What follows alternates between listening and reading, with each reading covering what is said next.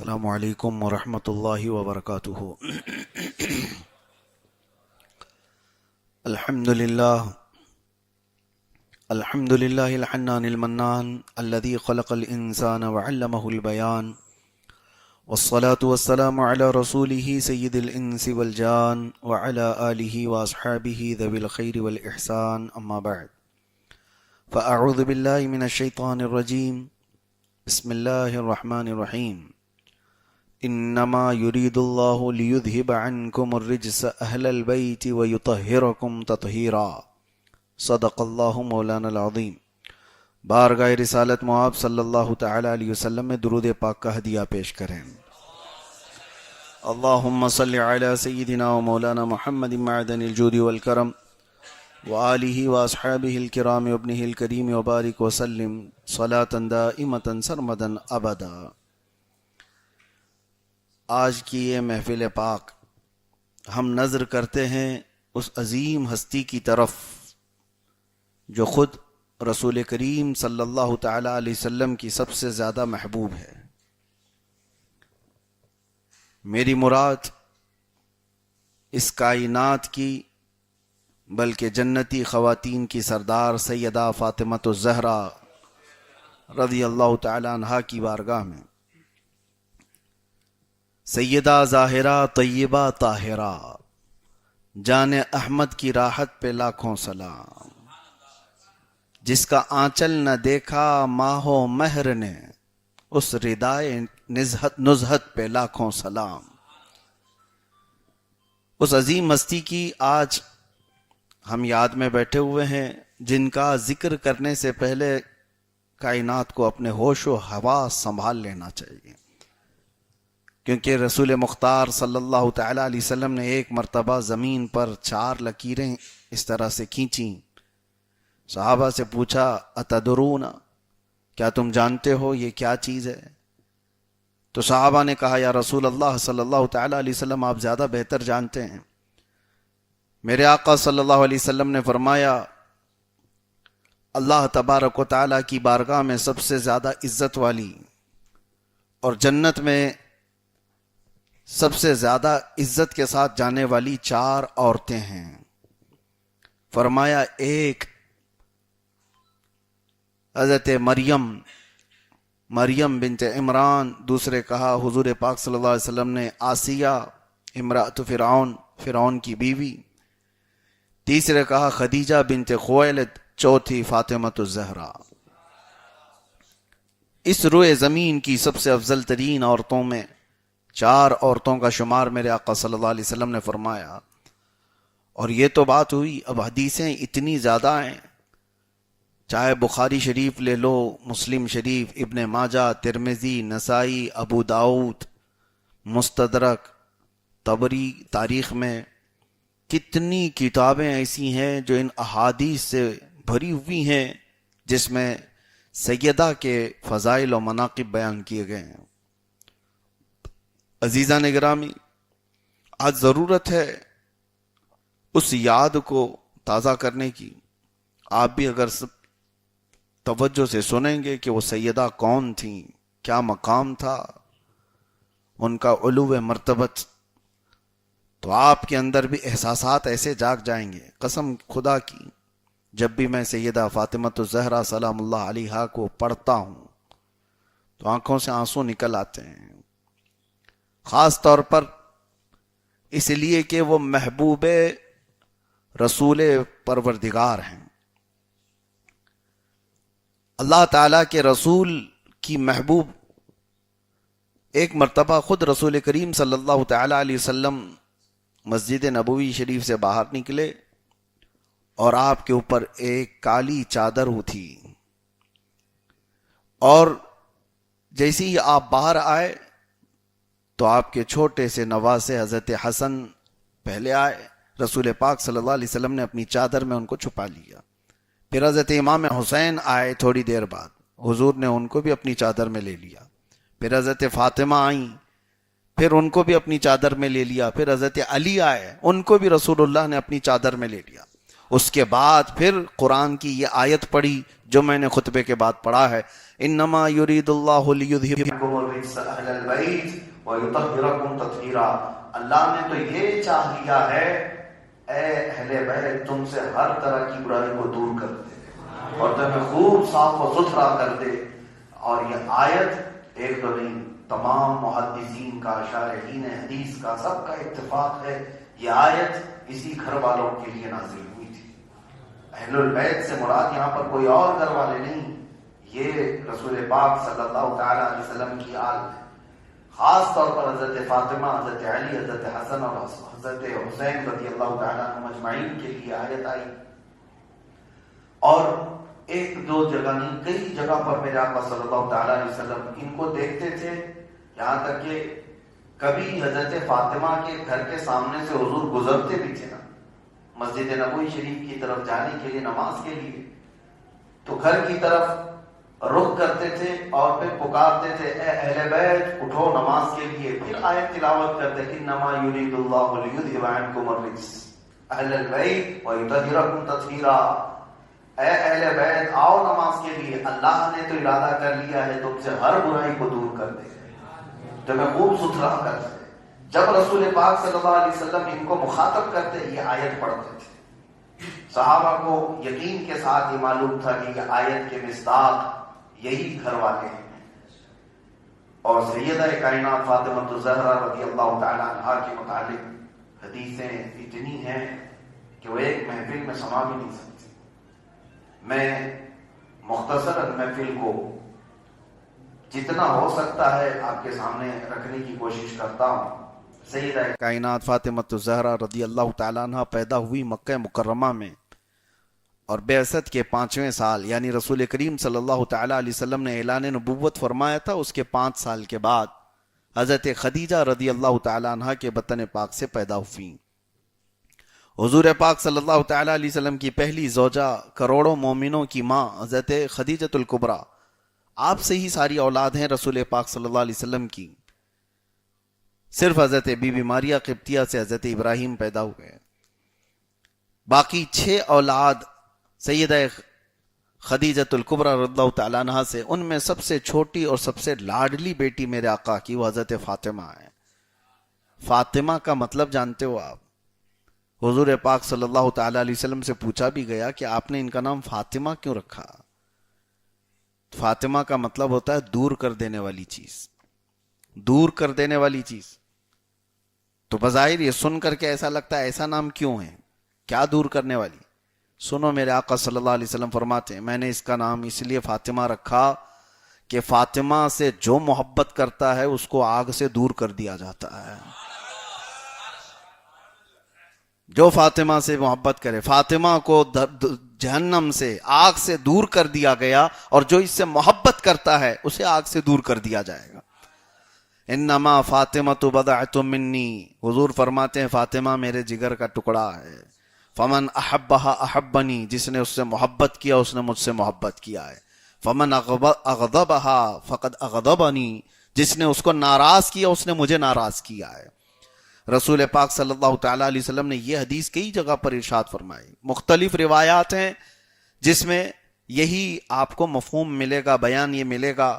اللہ کے نبی صلی اللہ تعالیٰ علیہ وسلم نے فرمایا فاطمہ میرے جسم کا ٹکڑا ہے، کہیں فرمایا فاطمہ میرے جگر کا ٹکڑا ہے، اور پھر ہمیشہ یہ فرمایا جس نے اسے مشقت میں ڈالا اس نے مجھے مشقت میں ڈالا، جس نے اسے تکلیف دی اس نے مجھے تکلیف دی۔ اسی لیے اب آپ کو یہاں پر میں بتاؤں، رسول پاک صلی اللہ تعالیٰ علیہ وسلم کی حدیثوں کو اور حضور کی صحبت کو سب سے زیادہ قریب سے کون جانتے تھے؟ صحابہ جانتے تھے۔ اس سے پہلے میں نے خلفائے راشدین کا ذکر کیا۔ اب مجھے بتاؤ سیدنا ابو بکر صدیق رضی اللہ تعالیٰ عنہ سے زیادہ قریب کون تھا حضور کو سننے والا؟ رسول کریم صلی اللہ تعالیٰ علیہ وسلم کے ایسے ساتھیوں میں ہیں حضرت ابو بکر صدیق کہ اسلام لانے میں پہلے تو ہے، لیکن اسلام لانے سے پہلے بھی حضور پاک صلی اللہ علیہ وسلم کے دوست تھے۔ صرف آپ کی اور حضور صلی اللہ علیہ وسلم کی پیدائش میں 3 سال کا فرق تھا۔ حضور پاک صلی اللہ تعالیٰ علیہ وسلم 3 سال پہلے اور حضرت ابو بکر ان کے بعد۔ لیکن اکثر جوانی کے ایام حضرت ابو بکر صدیق حضور پاک صلی اللہ علیہ وسلم کے ساتھ گزارے، اعلان نبوت سے پہلے کے دوست ہیں. میں کیوں بتا رہا ہوں یہ بیچ میں بات؟ اس لیے کہ حضرت ابو بکر نے کیا یہ حدیث نہیں سنی ہوگی جس کو ساری حدیث کی کتابوں میں آج نقل کیا گیا ہے؟ بخاری سے لے کر کے مشکات تک ساری حدیث کی کتابوں میں یہ حدیث ملے گی.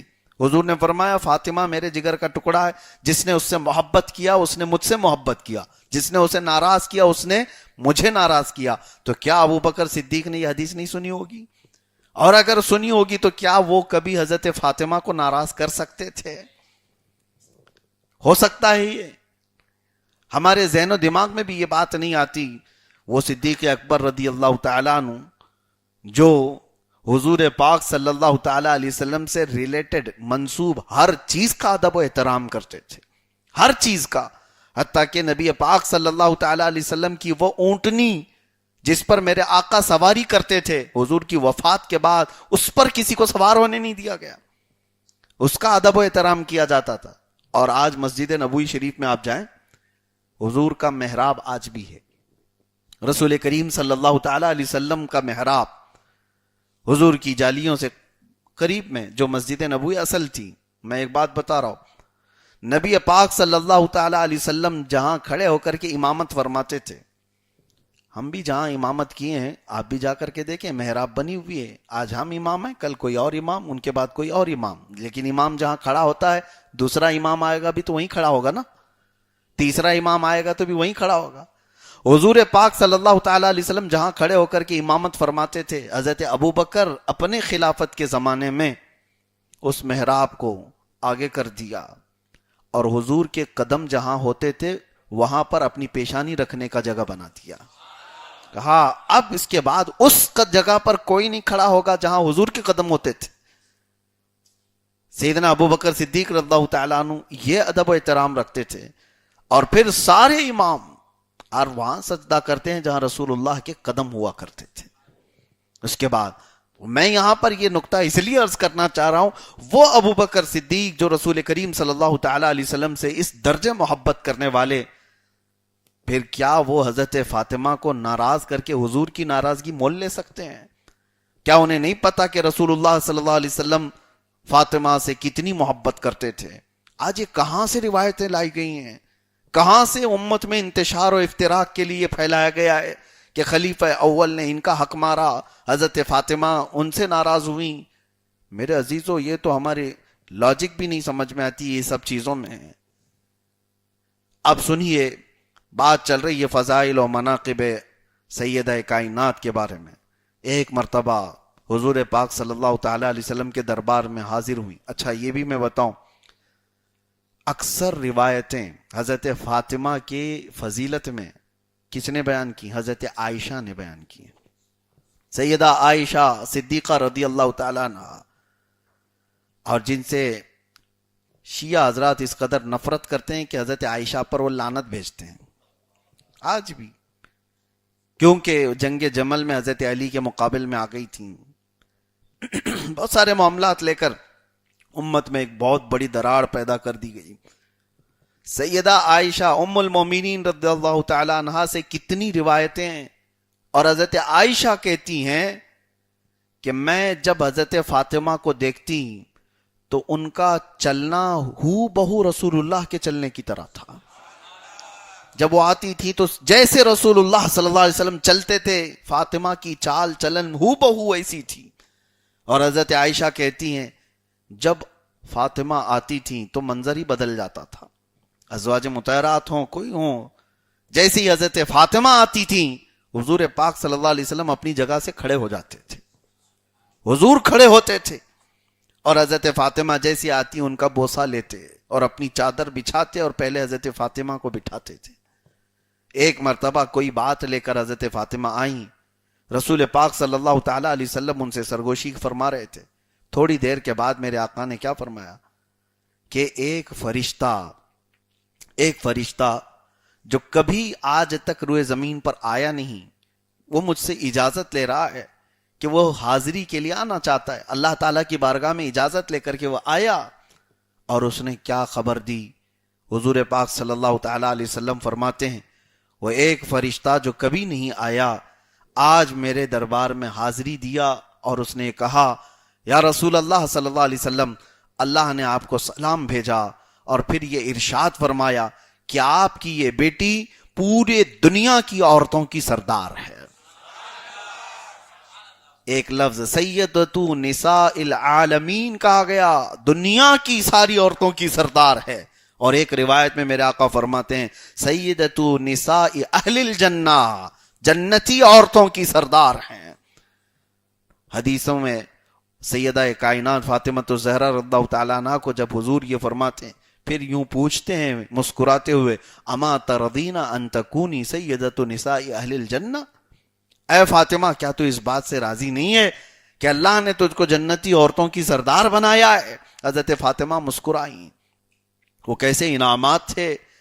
وجہ یہ ہے میرے عزیزو، میں بات کر رہا تھا آپ کی ولادت کو لے کر کے. سیدہ فاطمہ الزہرا رضی اللہ تعالیٰ عنہ کی جب ولادت ہوئی یہ بعثت کا 5واں سال تھا، اعلان نبوت کے 5ویں سال آپ پیدا ہوئیں. اور یہ وہ زمانہ ہے جب مشقتوں سے بھرا ہوا تھا. کفار مکہ اور مشرکین مکہ صحابہ کے ساتھ مسلسل جس طرح کی ایذا رسانیاں کر رہے تھے وہ تو تاریخ میں موجود ہے.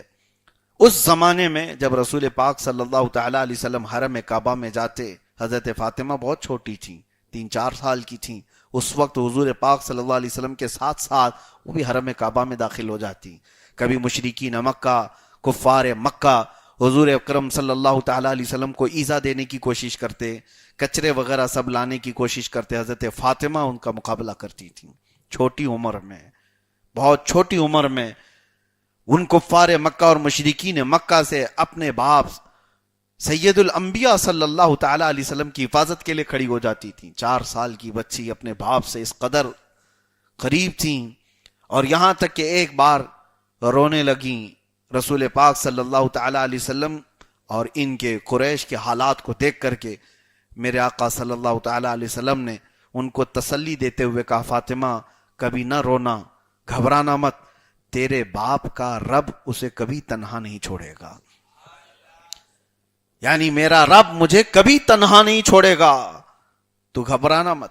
سیدہ کائنات کی ایک بات مجھے یہ احساس دیتی ہے، بیٹی کا باپ سے جو لگاؤ ہے وہ یہی ہونا چاہیے کہ اس زمانے سے سیدہ فاطمہ الزہرا رضی اللہ تعالیٰ عنہ اپنے والد گرامی کی ہر چیز کو اپنے کندھوں پر لیتی تھیں. ہر چیز کو کبھی بھی پوری زندگی، اگر میں ابھی بتاتا ہوں کبھی آپ کو نہیں لگے گا کہ باپ کے لیے ایسی ایسی خواہشات کا اظہار کیا ہو اور اپنی دنیاوی خواہشات، اپنی رغبتیں بتائی ہوں جیسے عام عورتیں کرتی ہیں.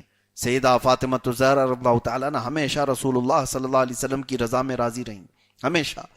یہاں تک کہ بہت چھوٹی عمر تھی حضرت فاطمہ کی، جب آپ کی عمر 5 سال کی تھی جب آپ کی والدہ حضرت خدیجہ کا انتقال ہو گیا. ام المومنین حضرت خدیجہ کا انتقال ہوا. حضرت فاطمہ 5 سال کی عمر کی تھی. رسول پاک صلی اللہ تعالیٰ علیہ وسلم نے ان کی کفالت کی ذمہ داری حضرت فاطمہ بنت اسد جو حضرت علی کی ماں ہیں ان کے حوالے فرمائی تھی. وہ ان کی کفالت کرتی، ان کی تربیت فرماتی.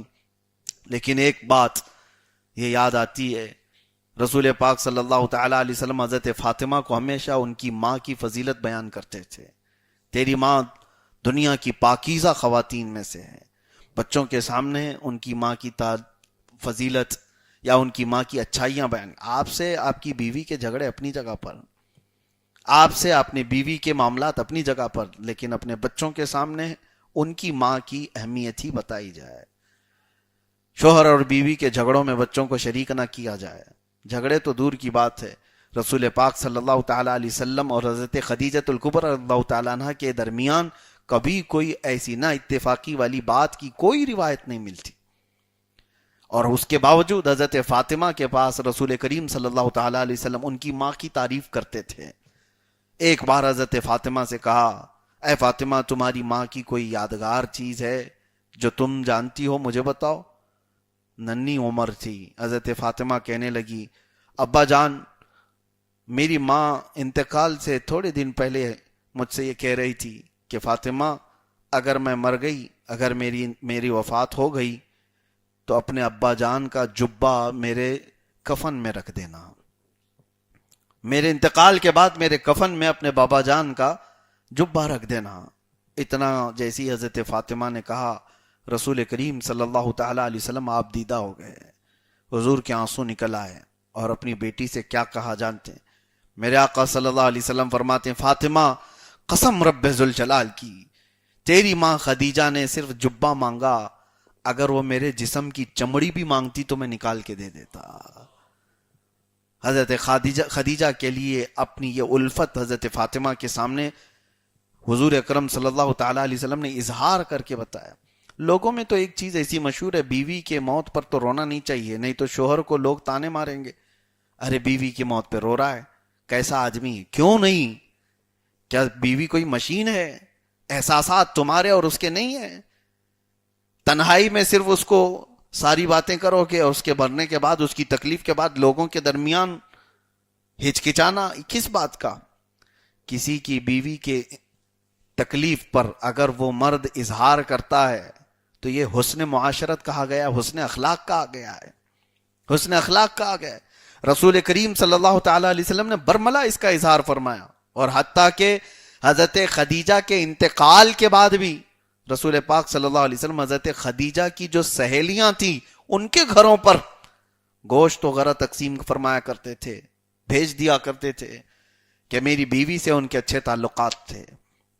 عزیزان گرامی وقار، سیدہ فاطمہ الزہرا رضی اللہ تعالی عنہا اس وقت صرف 7 یا 8 سال کی تھیں جب رسول پاک صلی اللہ علیہ وسلم ہجرت فرما رہے تھے.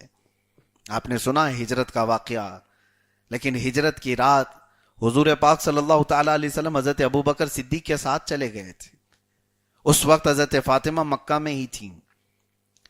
حضور پاک صلی اللہ تعالی علیہ وسلم جب مدینے پہنچے تو مدینہ پہنچنے کے بعد زید بن حارثہ اور ابو رافع رضی اللہ تعالیٰ عنہما 2 صحابہ کو حضور پاک صلی اللہ علیہ وسلم نے 500 درہم دے کر بھیجے مکہ کہ جاؤ میری بیٹیوں کو. اور پھر 2 خواتین کا بھی ذکر ہوا، حضرت سودا، حضرت فاطمہ بنت اسد.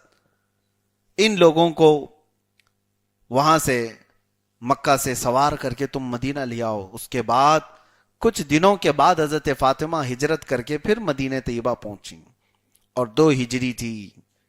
2 ہجری میں ہی حضرت فاطمہ رضی اللہ تعالیٰ عنہ حضور پاک صلی اللہ تعالیٰ علیہ وسلم کے ساتھ جب رہنے لگیں تو ایک دن جبرائیل امین علیہ السلام تشریف لائے. توجہ کی بات، حضور پاک صلی اللہ تعالیٰ علیہ وسلم سے عرض کیا یا رسول اللہ صلی اللہ تعالیٰ علیہ وسلم، اللہ تبارک و تعالیٰ نے حکم فرمایا اور اللہ تعالیٰ نے فاطمہ کا نکاح علی کے ساتھ جنت میں طے فرما دیا ہے. اللہ کو یہ پسند ہے. یہ نکاح عام نکاح نہیں تھا، جنتی نکاح ہے اور فرمان خداوندی سے طے ہوا ہے. 2 ہجری میں حضرت فاطمہ رضی اللہ تعالی عنہ کا نکاح ہو گیا مولا کائنات حیدر کرار علی مرتضی رضی اللہ تعالی عنہ کے ساتھ. نکاح کا بھی جو نظام تھا، جو تقریب تھی، وہ بہت ہی خوشگوار تقریب تھی. پہلے تو روایات یہ بتاتی ہیں کہ رسول پاک صلی اللہ تعالیٰ علیہ وسلم کے پاس کئی پیغامات آئے، کئی لوگوں نے حضرت فاطمہ کے نکاح کا پیغام بھیجا، حتیٰ کہ حضرت ابوبکر و عمر نے بھی بھیجا تھا. حضور پاک صلی اللہ علیہ وسلم نے منع فرمایا. پھر حضرت علی کی طرف سے جب بات آئی تو حضور اکرم صلی اللہ علیہ وسلم نے فرمایا یہ تو وہ رشتہ ہے جس کو اللہ تعالیٰ نے فرمایا. اور اس کے بعد نکاح ہوا.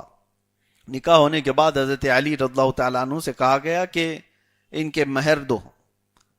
حضرت فاطمہ کا مہر 400 مسقال چاندی کا آ گیا ہے، اور کچھ درہم بھی تھے، مختلف روایات ہیں 450 درہم کے برابر.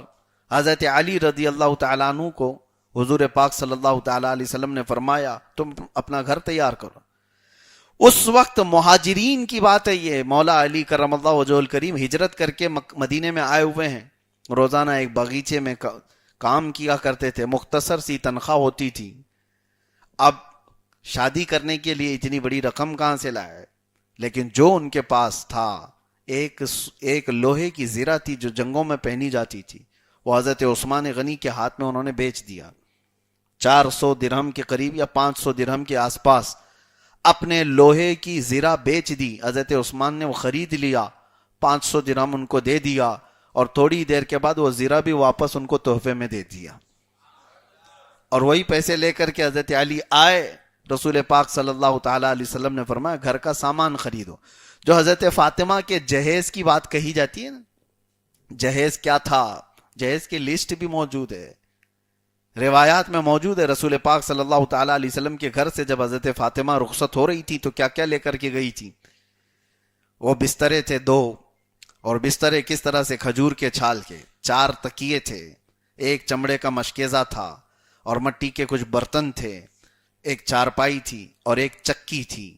بس اتنی ساری چیزیں موجود تھی جو گھر کے لیے. اور برتن, ایک پانی بھرنے کا, کپڑے دھونے کا برتن, جو آج آپ اس کو بالٹی کہیں, بکیٹ کہیں, جس طرح بھی مٹی کے بنتے تھے. اور اس میں بھی ایک برتن ایسا تھا جو کھجور کے چھال سے بنایا اور اوپر سے مٹی کو لیپا ہوا. یہ سب جہیز کا سامان تھا جو حضرت فاطمہ رضی اللہ تعالیٰ عنہ لے کر کے حضرت علی کے گھر گئی تھی. اب یہاں پر رک کر کے مجھے کہنا ہے, اس جہیز کو کیا سن لیا لوگوں نے اپنے جہیز تیار کر لیے کہ سب کو جہیز دینا ہے؟ حضرت فاطمہ جہیز لے کر کے گئی تھی, رسول اللہ نے جہیز دیا تھا.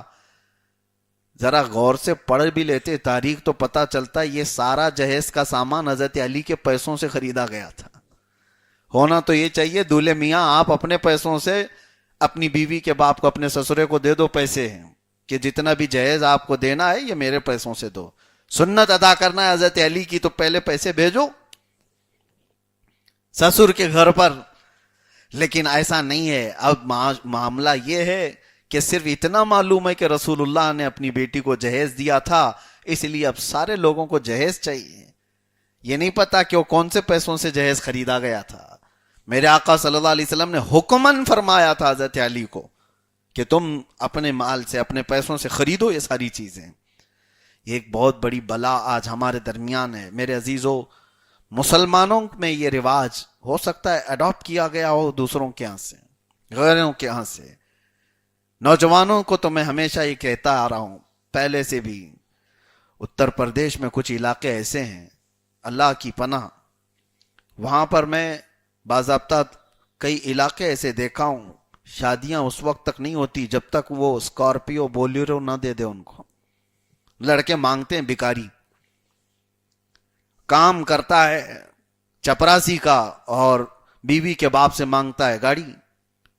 کم سے کم والا چپراسی بھی بائک کے بغیر شادی نہیں کرتا.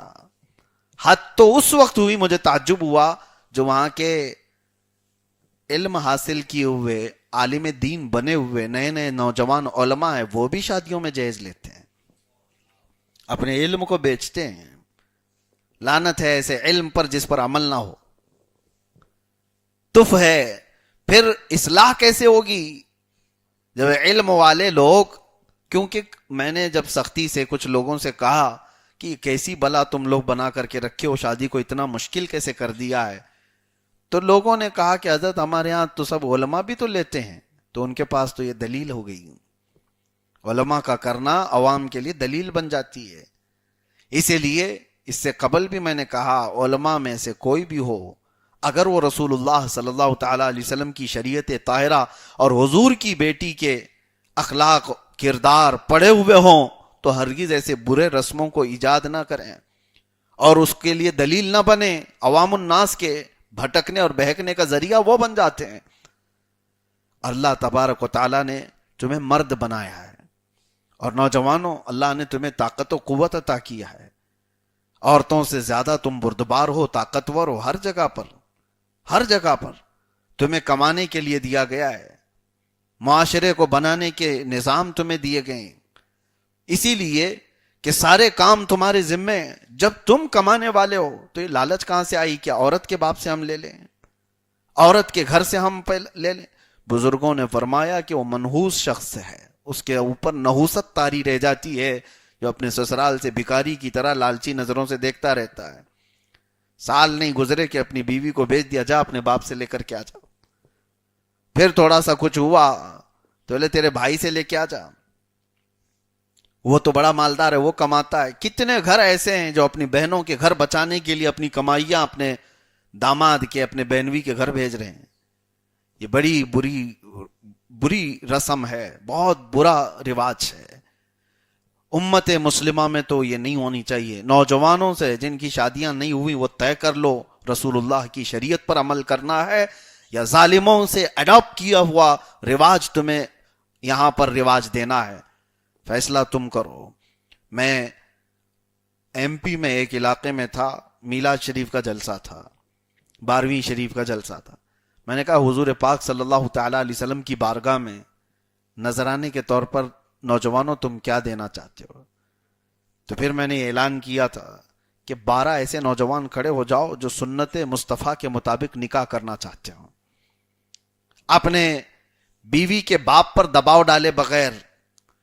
12 نہیں, الحمدللہ 20 نوجوان تیار تھے. سٹیج پر آئے, ممبر پر کھڑے ہوئے, اعلان بھی کیا. یہ ہے حقیقی انقلاب کی بات. برے رسم و رواج کو میرے عزیزو آسمان سے آ کر کے ابھی کوئی نہیں بدلے گا, تم بدلو, تم اپنی زندگیوں میں بدلو. ہاں یہاں پر ایک مجبوری آ جاتی ہے نوجوانوں کی, مجھے پتا ہے. جوان تو ہمارے پاس وعدہ کر کے چلا گیا, پکا ارادہ بھی ہے اس کا, لیکن اس کی اماں چھوڑتی کہاں ہے, اس کا باپ چھوڑتا کہاں ہے. ابھی کی بات ہے, ابھی میرے اس سفر میں ایک نوجوان ملا, اتر پردیش کا ہی ہے. اب ہر ایک کا نام لے لیں تو ظاہر سی بات ہے ان تک تو یہ باتیں پہنچ ہی جاتی ہیں. نوجوان 25 سال کے آس پاس کا ہے, بڑے گھرانے کا ہے, لیکن اخلاق میں اچھا نوجوان. مدینہ طیبہ میں اس نے مجھ سے کہا کہ حضرت میں ویسی ہی نکاح کرنا چاہتا ہوں, شادی ویسی کرنا چاہتا ہوں, آپ کی تقریروں میں میں نے بہت بار سنا ہے, پورا ارادہ وہی ہے, آپ نکاح پڑھا دیں. میں کہا بالکل نکاح پڑھائیں گے. کہا کہ میری ماں کہتی ہے کہ اگر بغیر جہیز کے نکاح کرنا ہے تو ہمارے گھر سے نکل جاؤ. تو اتنا اچھا ہے, ہینڈسم ہے, ساری چیزیں ہیں, لوگ اسکارپیو تو کم سے کم دے ہی دیں گے. یعنی وہ بکرا ہے جس پر انویسٹ کیا گیا ہے قربانی کے لیے. یہ کیا رواج ہے؟ یہ ماں باپ آڑے آ جاتے نوجوانوں کو. اس وقت میرے عزیزو ایک حدیث میں اور سناتا ہوں. ماں باپ کی فضیلت, ماں باپ کی فرمان برداری سب اپنی جگہ پر, ان سے بدتمیزی اور ان کی بے ادبی اجازت نہیں اسلام میں. لیکن ایک قانون میں آپ کو بتاتا ہوں, لا طاعت مخلوق فی معصیت الخالق. اللہ کی نافرمانی میں پھر کسی بندے کی اطاعت ہو ہی نہیں سکتی. کوئی بندہ اگر اللہ کی اطاعت میں حکم دے رہا ہے, وہ میرا باپ ہو, میری ماں ہو, تو ہمیں سر جھکا دینا ہے کہ یہ شریعت کے مطابق ہے. شریعت سے ہٹ کر کے کوئی حکم آیا تو پھر باپ بھی نہیں, ماں بھی نہیں. ہمارے لیے سب سے پہلا حکم ہے میرے رب ذوالجلال کا. پہلا حکم ہے اللہ کیا چاہتا ہے, میرا نبی کیا چاہتا ہے, رسول کریم صلی اللہ تعالی علیہ وسلم کی رضا کیا ہے. یہ پہلے آپ دیکھیں. نوجوانوں کو یہ میں قانون دے کر کے جا رہا ہوں. شادی خوب اچھی کرو, تمہاری استطاعت تمہاری حیثیت کے مطابق کرو ساری چیزیں. ہاں کچھ لوگوں نے بہت ہی زیادہ کنجسٹڈ بھی بنا دیا ہے, جیسے وہ جماعتیں چلا چٹی والے لوگ, انہوں نے تو شادی کو پورا ہی وہ ختم کر دیا. نہیں, خالی 1-2 پلی والی 5 روپے کی ٹوپی پہنو, بس نکاح اس میں ہی کر لو, اجلا کرتا, بس اتنا ہی. نہیں, خوشی منانے کا حق ہے تمہارے پاس, تمہارے پاس عمدہ لباس پہننے کا حق ہے. رسول کریم صلی اللہ تعالی علیہ وسلم نے جب اپنی بیٹی کو رخصت کیا تھا تو اب اس کا انداز تو دیکھو. حدیثوں میں موجود ہے حضرت فاطمہ رضی اللہ تعالی عنہا ایک ذی الحجہ کو رخصت ہوئی تھی حضور اکرم صلی اللہ علیہ وسلم کے گھر سے, تو آپ کے لیے ایک بہت ہی قیمتی اونٹنی منگوائی گئی تھی جب حضرت فاطمہ کی ڈولی جا رہی تھی. اور اس وقت حضور پاک صلی اللہ تعالی علیہ وسلم کی ساری ازواج مطہرات حضرت فاطمہ کے آگے آگے چل رہی تھیں. انصار کی ساری عورتیں اس جلوس میں شامل تھیں جب حضرت فاطمہ جا رہی تھیں, اور صرف جا نہیں رہی تھیں, حضور پاک صلی اللہ تعالی علیہ وسلم کی ساری ازواج مطہرات رجزیہ اشعار بھی پڑھ رہی تھیں حضرت فاطمہ کی فضیلت میں. اس میں سب سے پہلے جو اشعار پڑھی حضرت ام سلمہ رضی اللہ تعالی عنہ نے. حضرت ام سلمہ نے ساری عورتوں کو مخاطب کر کے کہا, اے عورتوں آ جاؤ اس جلوس میں, دیکھو اس سواری پر کون بیٹھی ہے جس کو رسول اللہ نے جنتی جوانوں کی سردار کہا ہے. آج وہ نکاح کے بعد اپنے گھر جا رہی ہیں, اور اس کے بعد حضرت حفصہ رضی اللہ تعالیٰ عنہ آگے بڑھی, ان کے بھی اشعار ہیں عربی میں. انہوں نے کہا, اے انصار مدینہ کی خواتین. آج دیکھو رسول اللہ صلی اللہ تعالی علیہ وسلم کے گھر سے وہ خاتون جا رہی ہے جو رسول اللہ کو سب سے زیادہ عزیز ہے, اور اس کے گھر جا رہی ہے جو رسول اللہ کو سب سے زیادہ محبوب ہے. حضرت علی کے گھر جا رہی, یا حضرت حفصہ نے بیان کیا. اس کے بعد حضرت عائشہ صدیقہ رضی اللہ تعالیٰ عنہ آئیں اور کہا, اے خواتین, اے مدینے کی عورتیں, سب اپنے اپنے سروں پر حجاب ڈھک لو, اس لیے کہ تم جس کے نکاح کے اس جلوس میں جا رہی ہو اس سے تو اللہ کے فرشتے بھی حیا کرتے ہیں. حضرت فاطمہ کے فضیلت میں یہ باتیں پڑھی جا رہی تھیں, اور پیچھے انصار مدینہ کی خواتین سب اس جلوس میں شریک تھیں. اور جب مولا علی کے گھر پر یہ جلوس پہنچا تو وہاں استقبال کے لیے میرے آقا پہلے موجود تھے. رسول پاک صلی اللہ تعالی علیہ وسلم کھڑے ہوئے تھے اور حضرت علی کو ہاتھ میں ہاتھ دے کر کھڑے ہوئے تھے. جب حضرت فاطمہ آئیں ان کو اتارا گیا. دلہن کو جب اتارا جاتا ہے, یہ سارا نظام رسول اللہ کے گھرانے کا میں بتا رہا ہوں. پہلے میں نے کبھی اس چیز پر شاید آپ کے سامنے عرض نہ کیا ہو. حضور پاک صلی اللہ تعالی علیہ وسلم اپنی بیٹی کو خود اتارتے ہیں اور حضرت علی کے ساتھ لا کر دونوں کا ہاتھ پکڑ کر کے ملایا, اور اس کے بعد پانی منگوایا. میرے آقا صلی اللہ علیہ وسلم نے وضو فرمایا اور اپنے وضو کا بچا ہوا پانی دونوں کے جسموں پر چھڑکا اور فرمایا, اے اللہ, میں ان سے محبت کرتا ہوں, تو ان سے محبت فرما, اور ان کی اولاد میں قیامت تک شیطان رجیم سے ان کی ذریت کو محفوظ فرما. یہ رسول اللہ کی دعا تھی. حضرت فاطمہ اور حضرت علی کو پانی چھڑکا اور اس کے بعد یہ بھی دعا فرمایا کہ اے اللہ, ان کے جسم کے ہر حصے سے خوشبو پیدا فرما. اس کے بعد حضرت فاطمہ حضرت علی کے گھر پر آئی. یہ بیان اس لیے میں نے کہا, یہ کیا آپ کے سامنے کہ شادی کے لیے آپ کے پاس حق ہیں. خوشیاں منانا کوئی ناجائز و حرام نہیں. ہاں, کراس لمٹ کو کراس نہ کرو, باؤنڈری کو کراس نہ کرو جو شریعت نے بیان کی ہے. اس ضمن میں ہمارے ہاں جو چیزیں ہوتی ہیں شادیوں میں, عورتیں گھروں کے اندر دلہنوں کو سجا رہی ہیں شادی سے ایک دن پہلے, 2 دن پہلے, یا ان کے ہاں کچھ اردو کے گیت گا رہی ہیں. اس سب کے لیے ہم منع نہیں کرتے. خوشیوں کے دن ہیں, ان کو اس کی اجازت ہے. ان کے مہندیاں, ان کی ہلدیاں, یہ اس بات کا خیال ضرور رکھیں. یہ ہلدی مہندی کہاں سے آئی؟ جو بھی ہے, عورتیں مہندی لگاتی ہیں, ہلدی لگائیں, اور دولہے کو کیوں لگاتے وہ تو مجھے نہیں پتا. ہو سکتا ہے پیلا دکھنے کے لیے, کالا بھی ہو تو اجلا دکھنے لگ جائے تھوڑا سا, ہو سکتا ہے یہی مسئلہ ہوگا. باقی ہلدی کا دولہے سے کیا تعلق نہیں معلوم. ہاں, بہرحال اگر اس نیت سے ہی اس کو لگایا جاتا ہے تو لگاؤ, دولہا پیلا دکھے کوئی مسئلہ نہیں. لیکن دولہے کو پیلا کرنے کے لیے غیر محرم عورتیں نہ آ جائیں. جو عورتیں اس کے لیے غیر محرم ہیں وہ دولہے کو آ کر کے چھو رہی ہیں, پکڑ رہی ہیں, لگا رہی ہیں, یہ حرام کام ہو گیا. جہاں حرام کی آمیزش ہو گئی وہ ناجائز ہے, اور بغیر حرام کے خوشیوں کا اظہار کر رہا ہے. دولہے کے لیے ہو, دلہن کے لیے. دولہا بیٹھا ہے, اس کے لیے صحرا پڑا جا رہا ہے.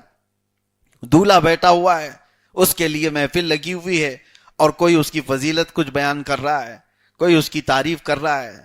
تم تو آسمان سے اترے ہوئے ہو, تم تو دودھ کے دھلے ہوئے ہو. یہ جو بھی ہے یہ شادیوں کے درمیان بیان کیے جانے والی باتیں, اس سے بھی منع نہیں ہے, اس سے بھی منع نہیں ہے. ہاں, یہ صحرا پڑھنا رواج رہا, بزرگوں کے درمیان بھی ہوتا رہا, اس سب سے ہم منع نہیں کرتے. ہاں, ان رسم و رواج کو ہم شدید طریقے سے مذمت کے ساتھ بیان کرتے ہیں کہ تم پھر اگر پٹاخے اڑانے لگ گئے اور اس کے بعد آتش بازیاں کرنے لگ گئے, جو چیزیں اسلام میں جائز نہیں ہیں. اور یہاں تک کہ کئی رسم و رواج ایسی بھی آتے ہیں. ہم سے کئی لوگوں نے پوچھا کہ دولہا آتا ہے ہال میں تو اس کی سالیاں چپل چرا لیتی ہیں. کہا کیوں؟ چپل پہن کے نہیں آئی تھی گھر سے, دولہے کی کیوں چرا رہی ہیں؟ کبھی سالہ کبھی سالیاں. یہ رسم و رواج کے معاملات ہمیں تو آج تک سمجھ میں نہیں آئے کہاں کون سی کتاب سے ان کے پاس آئے.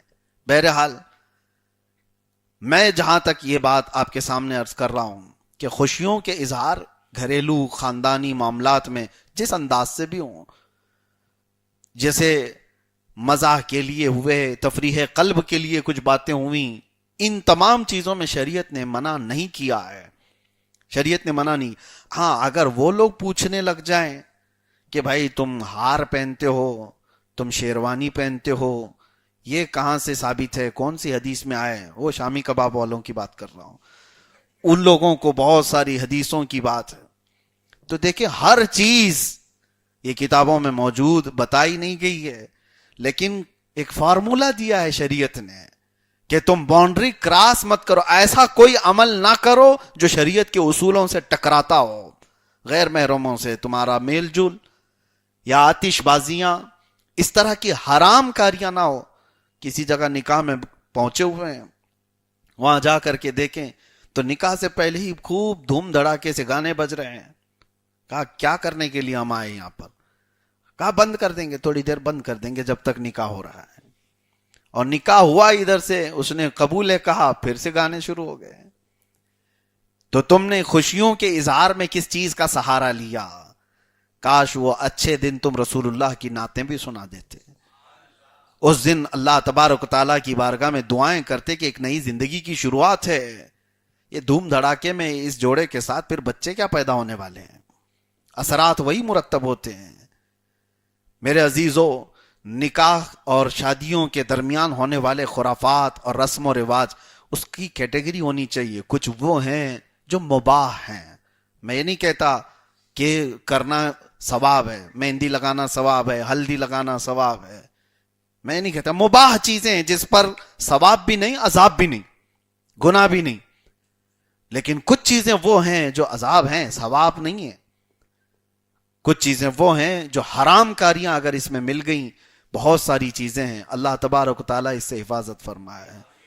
کیا آج کے حالات میں آپ نے نہیں دیکھا کہ ہماری وہ خواتین جو شادیوں میں شامل ہوتی ہیں کس طرح سے شامل ہوتی ہیں؟ اللہ کی پناہ، ڈر لگتا ہے ابھی شادیوں میں جانے کے لیے. کسی ہال میں چلے جائیں تو ہم کو پردہ کرنا پڑتا ہے. پردہ، ہاں اچھے لوگ پردہ کر کے جائیں، اچھے لوگ پردہ کر کے جائیں، نہیں تو وہ تو کھلے سامنے آئیں گی. ان کے بال بکھرے ہوئے، ان کے آدھے لباس، وہ سارا اظہار شادیوں کے محلوں میں کرتی ہیں. نعوذ باللہ. آج میں حضرت فاطمہ کو سنا رہا ہوں، وہ خواتین اگر سنتی ہیں تو شرم سے پانی پانی ہو جائیں. اللہ تعالیٰ نے تمہارا حسن، تمہارا جمال اس لیے نہیں دیا تھا کہ ایرے غیرے نتھو کھیرے کے سامنے تم بے پردہ ہو کر کے اپنے بالوں کا اظہار کرو، اپنے حسن کا اظہار کرو. کسی بھی محفل میں جانے کے لیے جتنا سجتی ہیں، کیا یہ اپنے گھروں میں شوہروں کے لیے سجتی ہیں، تیار ہوتی ہیں؟ جبکہ حکم شریعت کا یہ تھا، حدیثوں میں موجود یہ تھا کہ عورت اپنے خاوند کے لیے زینت کرے، اپنے شوہر کے لیے تیار ہو تو اس کے لیے ثواب ہے. لیکن وہ شوہر کے لیے کبھی نہیں سجتی. وہ تو جب پارٹی میں جانا ہو تو کچھ تو وہ ہوتی ہیں کہ اگر وہاں پر اللہ کی پناہ لائٹ بند کر دیں تو جنات بھاگ جائیں. ایسے حالات نہیں ہیں، آپ یہ سب چیزیں نہیں دیکھتے.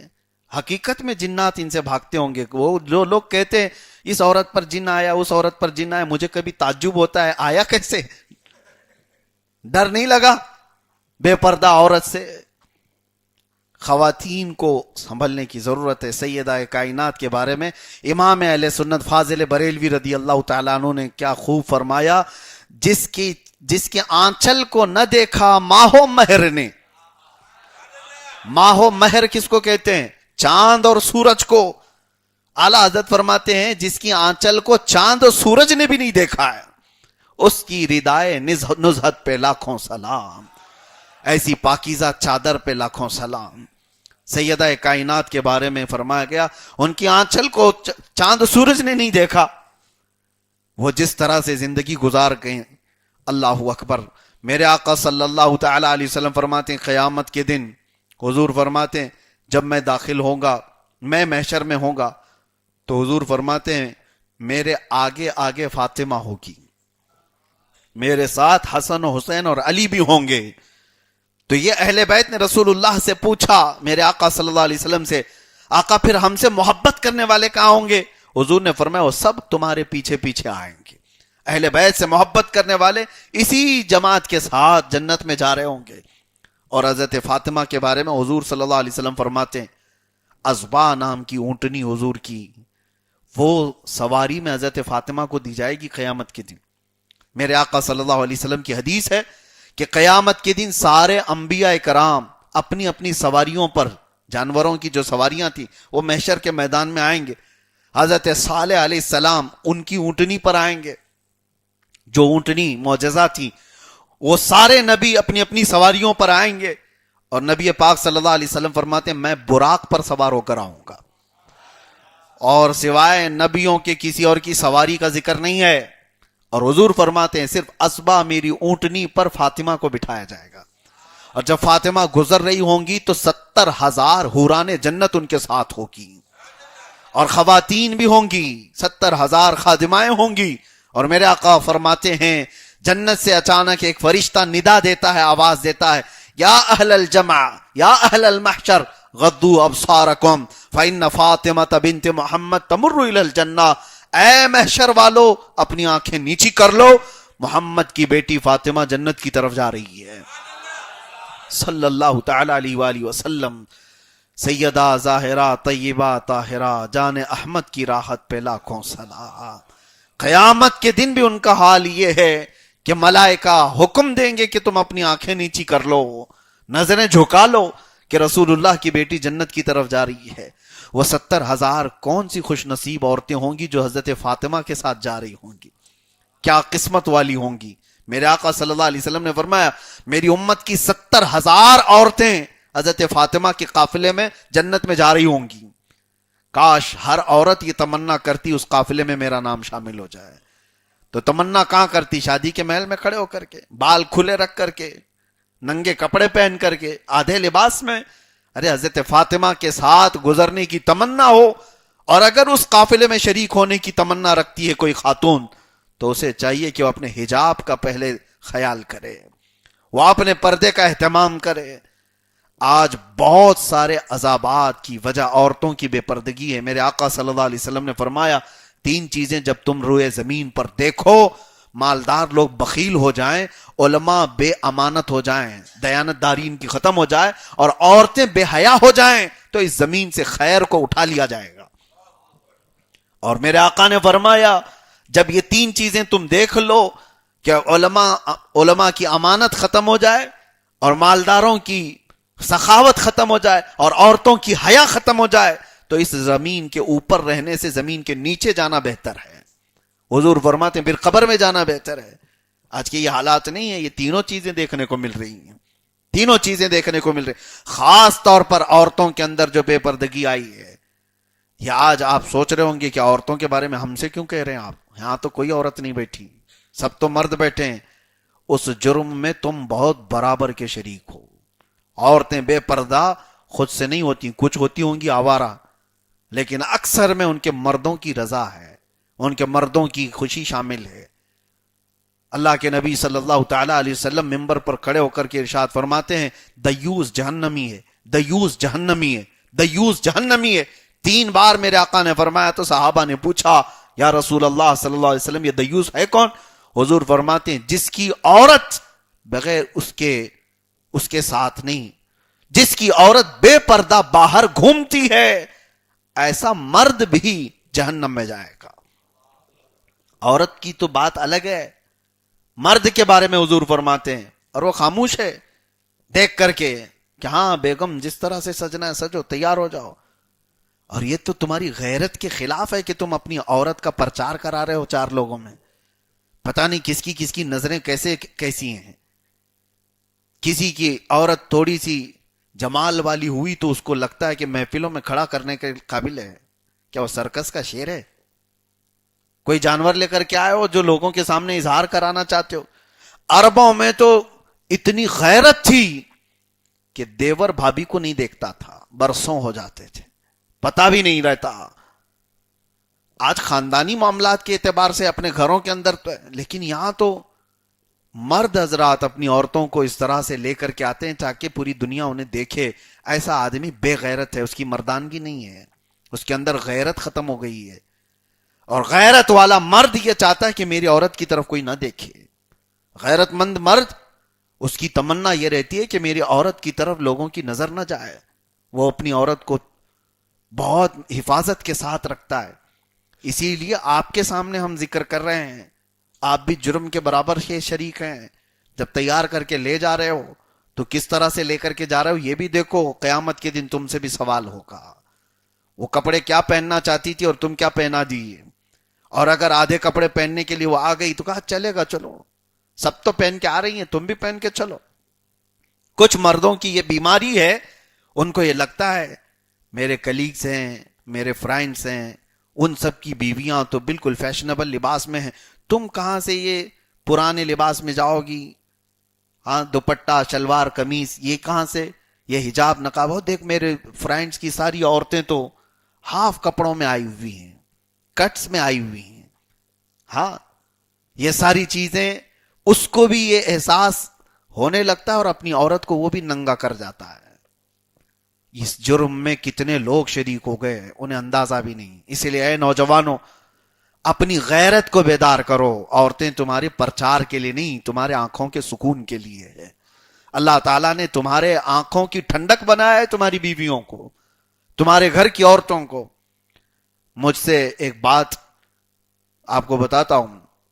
جیسے ہی سینٹرل جیل میں لے جایا گیا تھا تو سب سے پہلے مجھ سے انویسٹیگیشن کرنے والے, حالانکہ قانونی طور پر نہیں, جیل کے سپرنٹینڈنٹ نیا وہ آئے ہوئے تھے, 27 سال کی جوانی, IPS, اور خبر تو پھیلی ہوئی تھی کہ کس کو لا رہے ہیں جیل میں.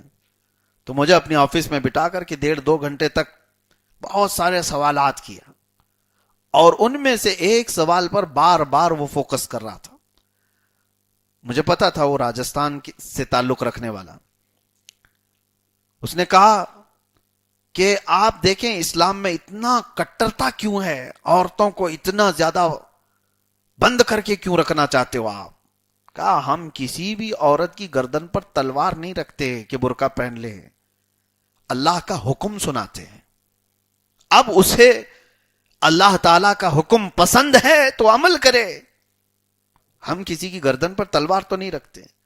لیکن وہ کہتے پھر بھی کتنی عورتوں کو ہم دیکھتے ہیں وہ گھروں سے مجبور ہیں, 4 دیواری میں بند ہیں, ایسی ہیں ویسی ہیں.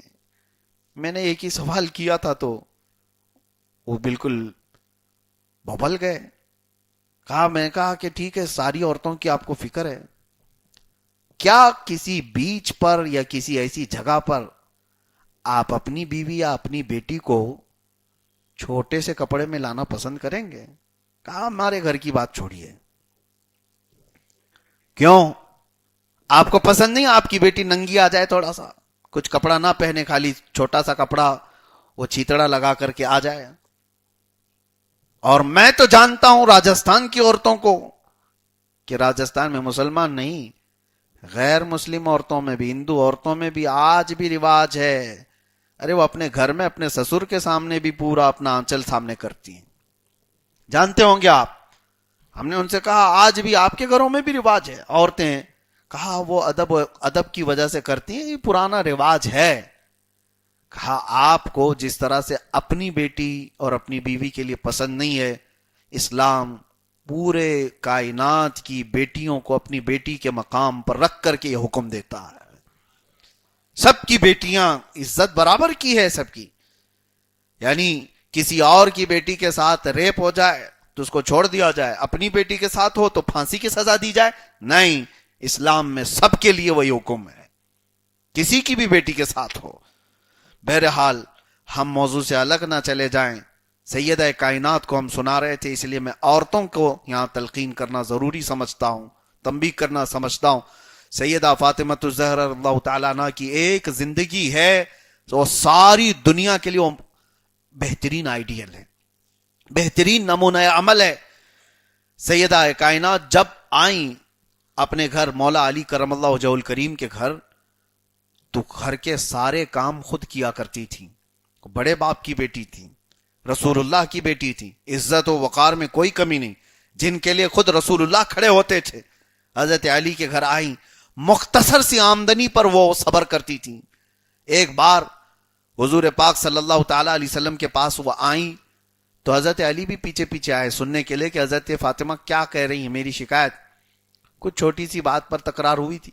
تو حضرت فاطمہ نے جب حضرت علی کے بارے میں کہا کہ میری ان سے اس بات پر تکرار ہو گئی یا رسول اللہ صلی اللہ علیہ وسلم، ابا جان میں کیا کروں. حضور پاک صلی اللہ تعالی علیہ وسلم نے حضرت فاطمہ سے یہ کہا، فاطمہ میں یہ نہیں چاہتا کہ کبھی تم علی کو ناراض کرو،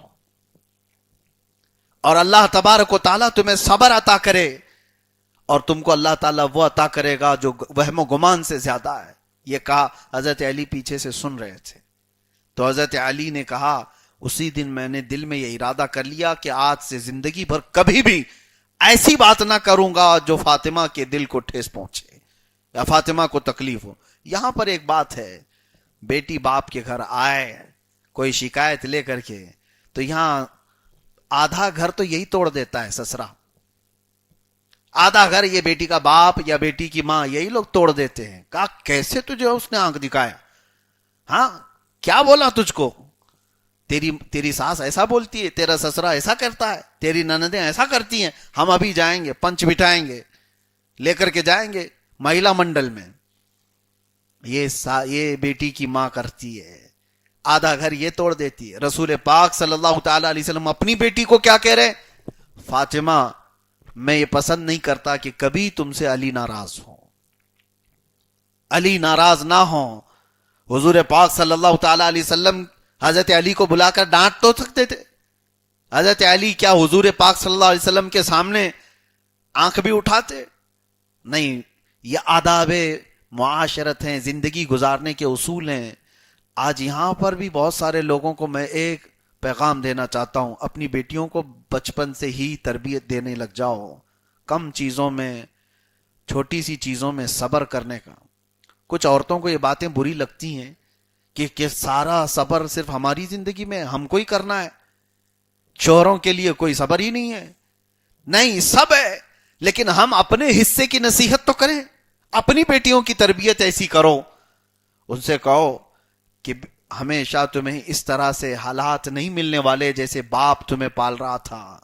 کچھ بیٹیاں گھروں میں جا کر کے شادی ہونے کے بعد اپنے شوہروں سے صرف اس لیے لڑتی ہیں کہ آج تک کبھی میرے باپ نے مجھ سے ایسا کروایا نہیں.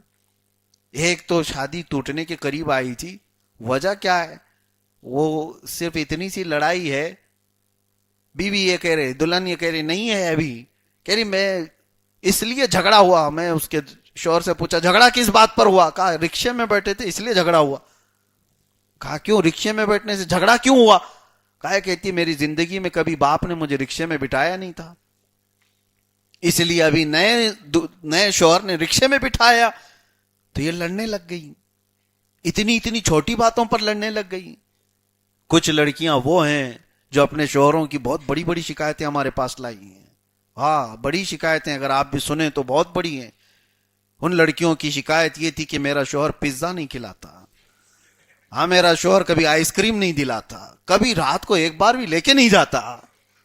یہ بہت بڑی بڑی شکایتیں ان کی ہیں. یہ کس وجہ سے آئی؟ باپ کی اور ماں کی صحیح تربیت نہ ہو. بچپن سے اپنی بیٹیوں کی تربیت ایسی کرو تاکہ ان کے گھر سکون کے ساتھ گزر سکے، لاڑ و پیار، محبت، ساری چیزیں اپنی بیٹیوں کے ساتھ پوری ہوں. کون باپ اپنی بیٹیوں سے محبت نہیں کرتا؟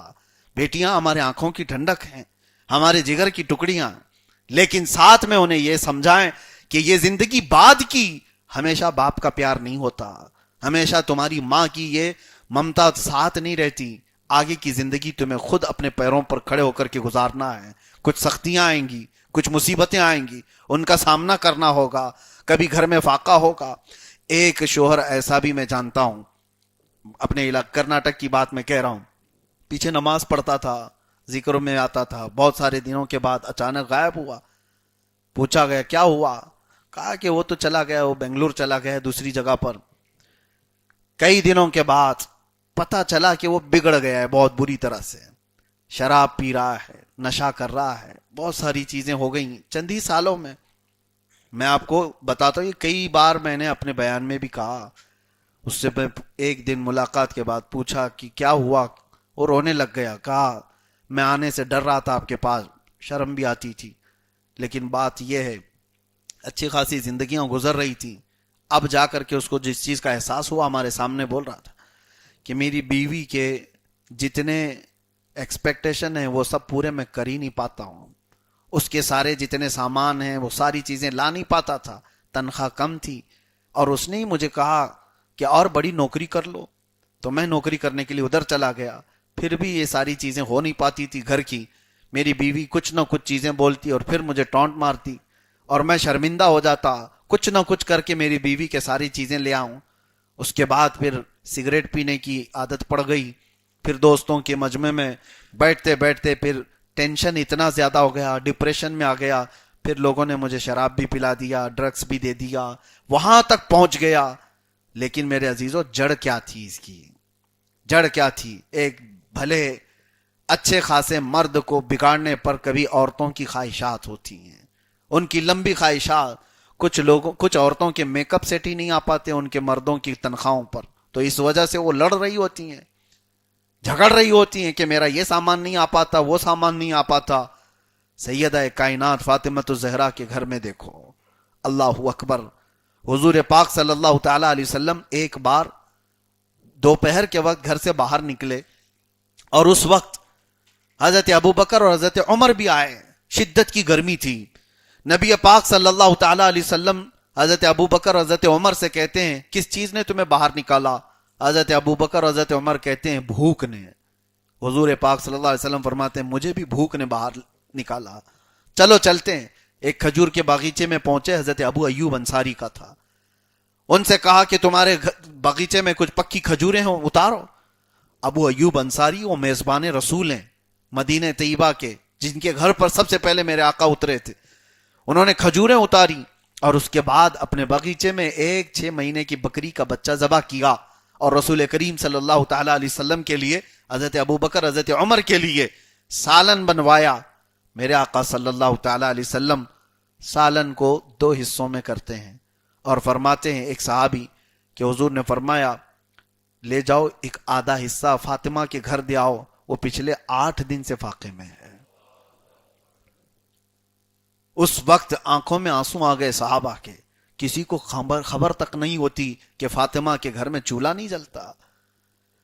یہ صبر و قناعت والی ان کی زندگی تھی، کبھی اپنے شوہر کی یہ شکایت نہیں لے کر کے آئیں کہ میرے شوہر کی تنخواہ سے میرا گھر پورا نہیں ہو پاتا۔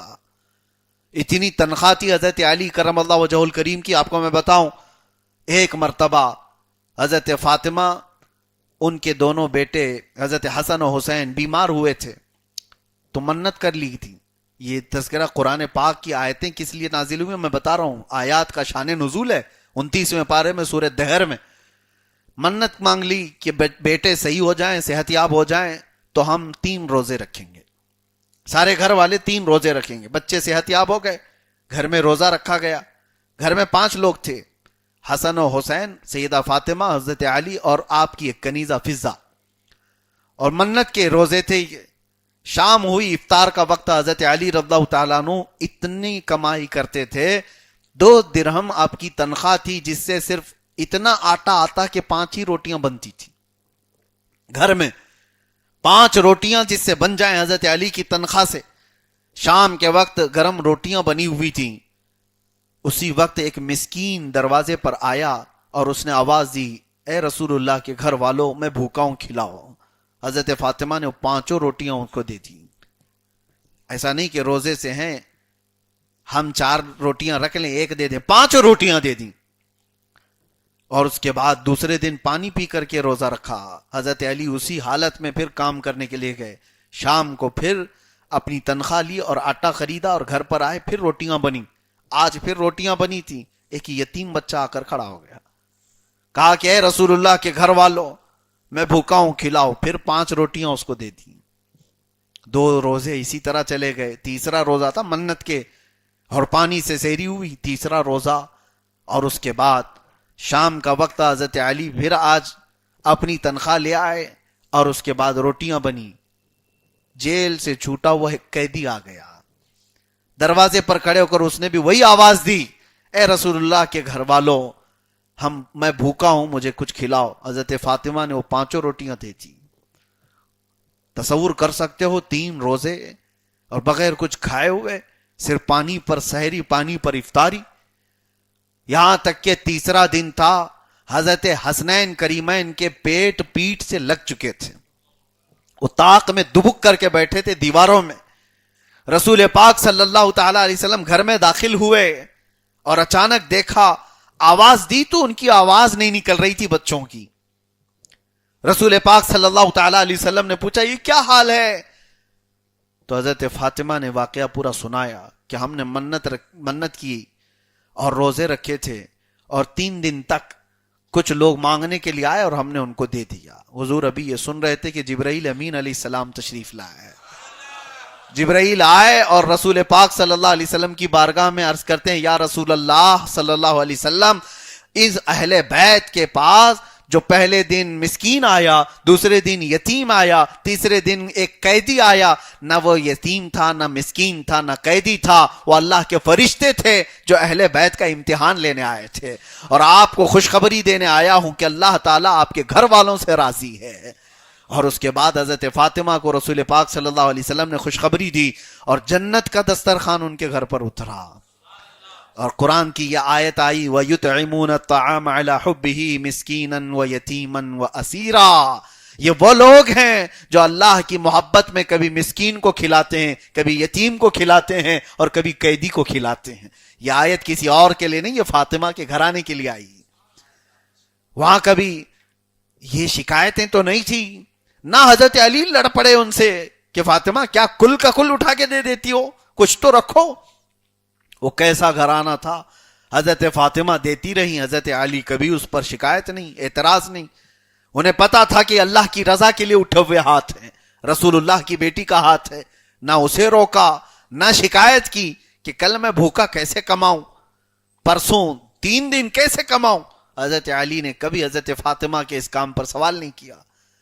عزیزان گرامی وقار، یہ وہ گھرانہ ہے جس کے متعلق رسول کریم صلی اللہ تعالی علیہ وسلم فرماتے، ایک مرتبہ ایسا بھی ہوا، حضرت فاطمہ بیٹی ہوئی تھی کہ انصار کی عورتیں آئیں اور کہا ایک فلاں جگہ ایک شادی کی کچھ محفل تھی تو اس میں شریک ہونا ہے، فاطمہ تم بھی آؤ. حضرت فاطمہ ایسی محفلوں میں اکثر جاتی نہیں. حضور پاک صلی اللہ تعالی علیہ وسلم نے فرمایا فاطمہ جاؤ، ان خواتین کے ساتھ جاؤ، شریک ہو جاؤ. حضرت فاطمہ کے پاس جو لباس تھا وہ بوسیدہ لباس تھا، بوسیدہ لباس اس طرح کا تھا کہ جیسے بہت عمدہ کپڑے نہیں تھے. انہوں نے کہا یہی پہن کر کے جاؤں، تو حضرت فاطمہ وہی کپڑے پہن کر کے اس شادی کی محفل میں جہاں گئی، وہاں تو عورتیں بڑے عمدہ عمدہ کپڑے پہن کر کے آئی تھیں، سب مالدار عورتیں اچھے اچھے کپڑے پہن کر کے آئیں. حضرت فاطمہ اس دعوت سے جلدی واپس آئی اور تھوڑی سی غمگین تھی. حضور پاک صلی اللہ تعالی علیہ وسلم نے حضرت فاطمہ کو بلایا، پوچھا فاطمہ غمگین کیوں؟ کہا وہاں تو سب عمدہ عمدہ لباس پہن کے آئے ہوئے تھے اور رسول اللہ کی بیٹی پرانا لباس پہن کر گئی ہوئی تھی، کہیں وہ مجھے ہلکا نہ سمجھ رہے ہوں. میرے آقا صلی اللہ تعالی علیہ وسلم نے فرمایا وہاں کون کون عورتیں تھیں؟ کہا فلاں فلاں. حضور نے عورتوں میں سے کچھ کو بلایا، ان عورتوں میں ایک کو پوچھا کیسی تھی دعوت؟ وہ خاتون کہتی ہیں یا رسول اللہ صلی اللہ علیہ وسلم دعوت ایک طرف، چرچے صرف فاطمہ کے لباس کے چل رہے تھے، چرچے صرف فاطمہ کے لباس کے چل رہے تھے. دوسری عورت کہتی ہیں ہمیں اندازہ نہیں تھا کہ فاطمہ اتنا عمدہ لباس پہن کر کے آئی تھی. سب عورتیں یہ کہنے لگی، وہ سب چلی گئی تو حضور مسکرائے. حضرت فاطمہ کہتی یا رسول اللہ میں تو یہ پرانا لباس پہن کے گئی تھی، یہ عورتیں کیسے اس طرح کی باتیں کر رہی ہیں؟ حضور پاک صلی اللہ تعالی علیہ وسلم فرماتے ہیں فاطمہ اللہ نے تیرے جسم کو ایسا بنایا ہے کہ جو اس سے مس ہو جائے وہ دنیا کا سب سے عمدہ کہلاتا ہے. ان کی آنکھوں میں اللہ نے دنیا کا سب سے عمدہ لباس بنا کر کے رکھا ہے، اور اسی لیے حضور نے کیا فرمایا میں نے تمہارا نام ہی فاطمہ رکھا، جو تم سے محبت کرے اس کو اللہ تعالیٰ آگ سے دور کر دیتا ہے. اب سنیے جو اہل بیت کے گھرانے کی سخاوتیں ہیں، اللہ اکبر. اسی لیے ہم بھکاری ہیں اس دربار کے اور اس آستانے کے، میرے آقا صلی اللہ تعالی علیہ وسلم کے اس گھرانے کے، اس لیے کہ ہمیں پتہ ہے وہاں سے کبھی خالی ہاتھ نہیں لوٹتا.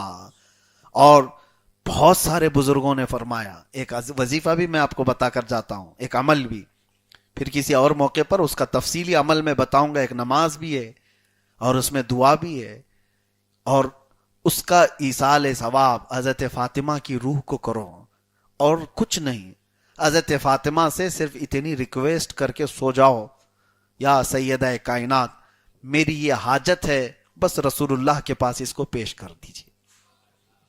بزرگوں نے اس کو لکھا ہے، کہا کہ اگر تمہاری حاجت رسول پاک صلی اللہ علیہ وسلم کے پاس حضرت فاطمہ نے پیش کر دی تو مجال ہی نہیں کہ رسول اللہ صلی اللہ تعالی علیہ وسلم کی بارگاہ سے تمہیں اس کی اجابت نہ ملے، ایسا ہو ہی نہیں سکتا۔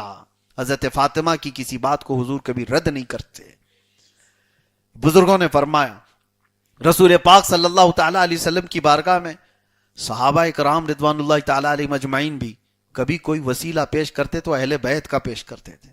ازواج مطہرات حضور اکرم صلی اللہ تعالی علیہ وسلم سے کبھی کوئی ناراضگی دیکھتے تو حضرت فاطمہ کو بیچ میں کر دیتی تھی۔ حضرت فاطمہ اگر آئیں تو رسول کریم صلی اللہ علیہ وسلم کو راضی کرنا آسان ہو جاتا تھا، آسان ہو جاتا۔ اور آپ نے وہ مشہور روایت یہ بھی پڑھی ہوگی، سنی ہوگی، ایک بار میرے آقا صلی اللہ علیہ وسلم مدینہ طیبہ سے باہر نکل گئے، غار سجدہ ایک جگہ ہے، ایک پہاڑ کی کوہ میں، جہاں حضور پاک اپنا سر رکھ کر کے رو رہے تھے امت کی مغفرت کے لیے۔ اور صحابہ کو جب پتہ چلا تو دھیرے دھیرے وہاں صحابہ پہنچ گئے۔ سب سے پہلے حضرت ابوبکر صدیق اس جگہ پر پہنچے، اور یہ کافی وقت گزر چکا تھا میرے آقا صلی اللہ علیہ وسلم کو مدینے میں نہ دیکھ کر کے۔ حضرت ابوبکر نے ایک چرواہے سے پوچھا تھا کہ یہاں کسی کو تو نے دیکھا ہمارے نبی کو؟ اس چرواہے نے کیا جواب دیا؟ دل کو دہلا دینے والی بات ہے۔ وہ کہتا ہے مجھے پتا نہیں تمہارے نبی کون ہیں، لیکن ہاں اس پہاڑ کے اندر سے ایک آواز آتی ہے جس کی آواز سن کر میری بکریوں نے چارہ کھانا چھوڑ دیا ہے، کوئی بہت درد سے روتا ہے۔ حضرت ابوبکر صدیق سمجھ گئے تھے کہ یہ رسول اللہ صلی اللہ علیہ وسلم کی آواز کے علاوہ کوئی نہیں ہوگی جو اس درد کے ساتھ رو رہا ہو، اور جا کر کے قریب دیکھے تو کس کے لیے رو رہے تھے؟ ہم اسی گنہگار امت کے لیے۔ حضرت ابوبکر صدیق کے بعد کئی صحابہ وہاں آئے، میرے آقا صلی اللہ تعالی علیہ وسلم کو اٹھانے کی کوشش کرتے رہے۔ نبی پاک صلی اللہ تعالی علیہ وسلم نے اپنا سر ہی نہیں اٹھایا۔ اللہ کیا جہنم اب بھی نہ سرد ہوگا، رو رو کے مصطفیٰ نے دریا بہا دیے ہیں۔ پھر اخیر وقت میں سب نے یہی مشورہ کیا کہ اللہ کے نبی صلی اللہ تعالی علیہ وسلم اگر سر اٹھائیں گے تو حضرت فاطمہ کی بات پر اٹھائیں گے۔ حضرت فاطمہ سے جا کر کے کہا گیا کہ اللہ کے نبی صلی اللہ تعالی علیہ وسلم سجدے میں سر رکھیں اور اٹھا نہیں رہے ہیں، کہیں ایسا نہ ہو کہ طبیعت پہ بہت بار ہو جائے، تکلیف بڑھ نہ جائے، حضور رو رہے ہیں، آپ آ جائیں۔ حضرت فاطمہ مکمل حجاب میں حضور کے پاس تشریف لائیں۔ جب روتے ہوئے دیکھا تو یہ فاطمہ وہ ہیں جو 4 سال کی عمر سے بھی اپنے باپ کے اطراف دفاع کے لیے کھڑی رہتی تھی۔ جب مکہ والے حضور پر حملہ کرتے تھے، جب حضرت فاطمہ کی عمر 4 سال کی تھی، وہ حملے اپنے اوپر لے لیا کرتی، حضور کے دفاع میں، ڈیفنس میں کھڑی رہتی۔ آج جب بارگاہ مصطفیٰ میں آئی تو رسول کریم صلی اللہ علیہ وسلم کے قریب جا کر کے وہ رو پڑی، کہا یا رسول اللہ اپنا سر اٹھا لیں۔ صرف اتنا نہیں کہا کہ سر اٹھا لیں، وہ جانتی تھی کہ میرے آقا راضی ہوں گے تو کس بات سے راضی ہوں گے۔ حضرت فاطمہ کو اچھی طرح معلوم تھا ایک بیٹی اپنے باپ کو کتنا قریب سے جانتی ہے، اندازہ بھی نہیں آپ کو۔ حضرت فاطمہ نے یہ نہیں کہا یا رسول اللہ آپ کی طبیعت خراب ہو جائے گی، آپ کے جسم پر بار ہو جائے گا، سر بھاری ہو جائے گا، آپ سر اٹھا لیں، کچھ نہیں کہا، صرف اتنا کہا یا رسول اللہ آپ کی بیٹی قسم دیتی ہے رب ذوالجلال کی، آج کے بعد سے میری موت تک کوئی رات ایسی نہیں ہوگی جو رات میں آپ کی امت کی مغفرت کے لیے نہ گزارتا ہوں۔ ہر رات آپ کی یہ بیٹی فاطمہ آپ کی امت کی بخشش کی دعا کرے گی۔ جیسی ہی یہ بات سنی میرے آقا نے سر اٹھا لیا۔ اس وقت بھی صحابہ جانتے تھے کہ کوئی بات اگر حضور پاک صلی اللہ تعالی علیہ وسلم سنتے ہیں تو حضرت فاطمہ کی ہے، وہ مقام تھا اس سیدہ کائنات کا۔ اسی لیے رسول کریم صلی اللہ تعالی علیہ وسلم نے جو فرمایا انما فاطمۃ بضعۃ منی فمن احبها احبنی ومن اغضبها فقد اغضبنی، فاطمہ میرے جگر کا ٹکڑا ہے، جس نے اس سے محبت کیا اس نے مجھ سے محبت کیا، جس نے اسے ایذا دی، جس نے اسے مشقت میں ڈالا اس نے مجھے مشقت میں ڈالا ہے۔ رسول پاک صلی اللہ تعالی علیہ وسلم کی بارگاہ میں ایک مرتبہ ایک شخص ایسا بھی آیا جو بنو سلیم قبیلے کا تھا، وہ آتے ساتھ ہی کہنے لگا آپ جادوگر ہیں، معاذ اللہ رب العالمین۔ حضرت عمر فاروق رضی اللہ تعالیٰ عنہ کھڑے تھے، تلوار نکال لی اور کہا اس کا میں ابھی خاتمہ کرتا ہوں جو گستاخی کیا ہے۔ نبی پاک صلی اللہ علیہ وسلم نے فرمایا عمر رکو۔ اللہ کے نبی صلی اللہ تعالیٰ علیہ وسلم نے اس نئے آنے والے شخص کو آخرت کے متعلق بیان کیا، تو چند باتیں حضور نے ایسی بیان کی کہ وہ پشیماں ہو گیا، شرمندہ ہوا اور فوراً حضور کے دست اقدس کو بوسہ دیا اور اسلام قبول کر لیا۔ کہا یا رسول اللہ صلی اللہ تعالیٰ علیہ وسلم مجھے اسلام کے بارے میں بتائیں۔ نبی پاک صلی اللہ تعالیٰ علیہ وسلم نے اس کو اسلام کی تعلیم دی۔ یہ لمبی حدیث ہے۔ پھر حضور نے اعلان فرمایا اپنے آپس میں، اس سے پوچھا میرے آقا صلی اللہ علیہ وسلم نے تمہارے پاس کیا ہے؟ اس شخص نے کہا میں اپنے قبیلے بنو سلیم کا سب سے غریب آدمی ہوں، میرے پاس کچھ نہیں۔ حضور پاک صلی اللہ علیہ وسلم نے فرمایا کوئی ہے یہاں پر جو اس کے پہننے کا انتظام کرے؟ تو ایک صحابی رسول کھڑے ہوئے اور انہوں نے کہا اس کے کپڑے کا انتظام میری طرف سے۔ حضور نے فرمایا کوئی ہے جو اس کو سواری دے؟ حضرت سعد ابن عبادہ مدینے کے انصار صحابی تھے، کہا یا رسول اللہ میری ایک اونٹنی ہے، میں نے اس کو دے دیا۔ صحابہ سب آپس میں اس طرح سے شیر و شکر تھے کہ ایک دوسرے پر جانثاری۔ اس کے بعد حضور پاک صلی اللہ علیہ وسلم نے حضرت سلمان فارسی کو بلایا اور کہا کہ سلمان جاؤ اس کے کھانے کا انتظام کرو۔ حضرت سلمان فارسی کہتے ہیں اب جو بات کہنی ہے وہ یہ، مدینے میں مسجد نبوی کے آس پاس جتنے لوگوں کے گھر تھے سب کے پاس گیا، کسی کے گھر میں کوئی اتنا کھانا نہیں تھا کہ وہ آئے ہوئے شخص کو کھلائے۔ حضرت سلمان فارسی کہتے ہیں پھر اخیر میں ایک ہی گھر تھا، وہ حضرت فاطمہ کا۔ میں وہاں گیا اور باہر کھڑے ہو کر کے کہا، پورا واقعہ سنایا، ایسا ایسا ایک شخص آیا حضور پاک صلی اللہ علیہ وسلم کی بارگاہ میں اور اس کے کھانے کے انتظام کے لیے مجھے رسول اللہ نے بھیجا، کہیں کھانا ہے نہیں مدینے میں آپ کے گھر آ گیا ہوں۔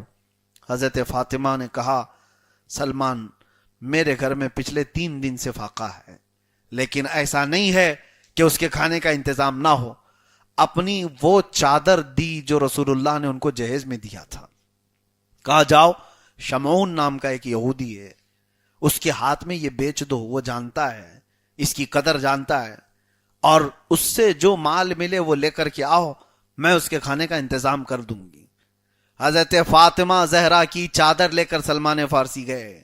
ان کے گھر میں کچھ نہ ہو تو ایسا نہیں ہے کہ پھر کل دیکھ لیں گے آگے دیکھ لیں گے، جو ہے وہ بیچ کر کے مانگنے والے کو کھلا دیا جائے یا مستحق کو دیا جائے۔ حضرت سلمان فارسی رضی اللہ تعالیٰ عنہ وہ شمعون کے پاس آئے اور اس سے کہا یہ حضرت فاطمہ زہرا کی چادر ہے۔ اس نے دیکھتے ہی پہچان لیا اور اس کے بعد رو پڑا اور کہا یہی وہ چادر ہے جس کا ذکر ہم نے آسمانی کتابوں میں پڑھا، اور یہ وہ چادر کے بارے میں نے سن رکھا تھا اپنے بزرگ علماء سے کہ یہ بنت رسول اللہ کی چادر ہے۔ اور اس کے بعد کہا کہ اس چادر کی عظمت تم نہیں جانتے۔ وہ شمعون کہنے لگا اور اس کے بعد سنا روایات میں کہ وہ ایمان لے آیا، یہودیت سے اسلام میں آ گیا، اور جو کا آٹا یا جو کچھ اس کے پاس تھا وہ سب لے کر کے حضرت سلمان فارسی کے پاس دیا، چادر بھی بھیج دیا۔ اور اس کے بعد جب وہ جو کا آٹا لے کر کے آئے، اب سنی، حضرت سلمان فارسی لا کر حضرت فاطمہ کو دیتے ہیں، کہتے ہیں آپ کی چادر کے بدلے یہ ملا۔ اس کے بعد جب حضرت فاطمہ کے پاس آیا وہ مال، آٹا یا جو کچھ بھی تھا، وہ سب کا سب پکا کر کے حضرت فاطمہ نے حضرت سلمان فارسی کے ہاتھ میں دیا، کہا جاؤ مہمان رسول کو بھوکا رہنے نہ دینا، رسول اللہ کا مہمان ہے اسے کھلاؤ۔ حضرت سلمان فارسی وہ لیتے ہیں اور پلٹ کر کے کہتے ہیں آپ کے گھر میں بھی تو کچھ رکھ لو، آپ کا ہے کھانا، آپ کی ہیں روٹیاں، آپ بھی تو کچھ رکھ لو۔ حضرت فاطمہ کہتی ہیں ہمارا اللہ مالک ہے، جو آیا ہوا ہے اس کو پہلے کھلا دو۔ یہ لجپال گھرانہ تھا میرے آقا صلی اللہ علیہ وسلم کا، اور اتنا سخی گھرانہ تھا، کبھی اپنے پیٹ کو بھرنے کی کوشش نہیں کی۔ اس کے بعد جب یہ بات آئی میرے آقا صلی اللہ تعالی علیہ وسلم کی بارگاہ میں، پھر وہی فضیلت نازل ہوئی جبرائیل امین کی طرف سے کہ اللہ آپ کی بیٹی سے راضی ہوا۔ عزیزان گرامی وقار، ایک بات اور میں کہتا ہوں، فاطمہ زہرا رضی اللہ تعالیٰ عنہا سلام اللہ علیہا، ان کے مناقب بیان کرتے کرتے آپ پوری رات سنیں گے۔ میں نے وہ پوری حدیثیں آپ کے سامنے رکھی نہیں، جو بخاری کی ہیں، مسلم کی ہیں، ترمذی کی ہیں، ابو داؤد کی ہیں. اتنی حدیثیں ہیں جو حضرت فاطمہ زہرا رضی اللہ تعالیٰ عنہ کے متعلق آئی ہوئی ہیں. نبی پاک صلی اللہ تعالیٰ علیہ وسلم نے ان کے مقام اور ان کے شان کو کس طرح بیان کیا. یہ محفل شیعوں کی محفل نہیں ہے. کوئی اگر یہ سمجھ رہا ہے کہ جہاں زہرا کی بات کی جاتی ہو وہ صرف شیعوں کی محفل، ہرگز نہیں. سنیوں کا سب سے بڑا حق ہے زہرا کا ذکر کرنے کا، اور ہم تو اس وسیلے سے دعائیں کرتے ہیں، مناقب ہم بیان کرتے ہیں، فضائل ہم بیان کرتے ہیں. عزیزان گرامی وقارہ، سیدہ کائنات فاطمہ الزہرا رضی اللہ تعالیٰ عنہ کے گھر کی ایک بڑی اور بات آپ کو سناتا ہوں. ایک بار سنا حضرت عثمان غنی نے حضور پاک صلی اللہ علیہ وسلم کو اپنے گھر میں دعوت میں بلایا. کہا یا رسول اللہ صلی اللہ تعالیٰ علیہ وسلم آپ میرے گھر تشریف لائیں، صحابہ بھی آپ کے ساتھ ہیں. حضرت عثمان کون ہیں؟ ارے غنی ہیں، مدینے کے رئیس ہیں، مالدار ہیں.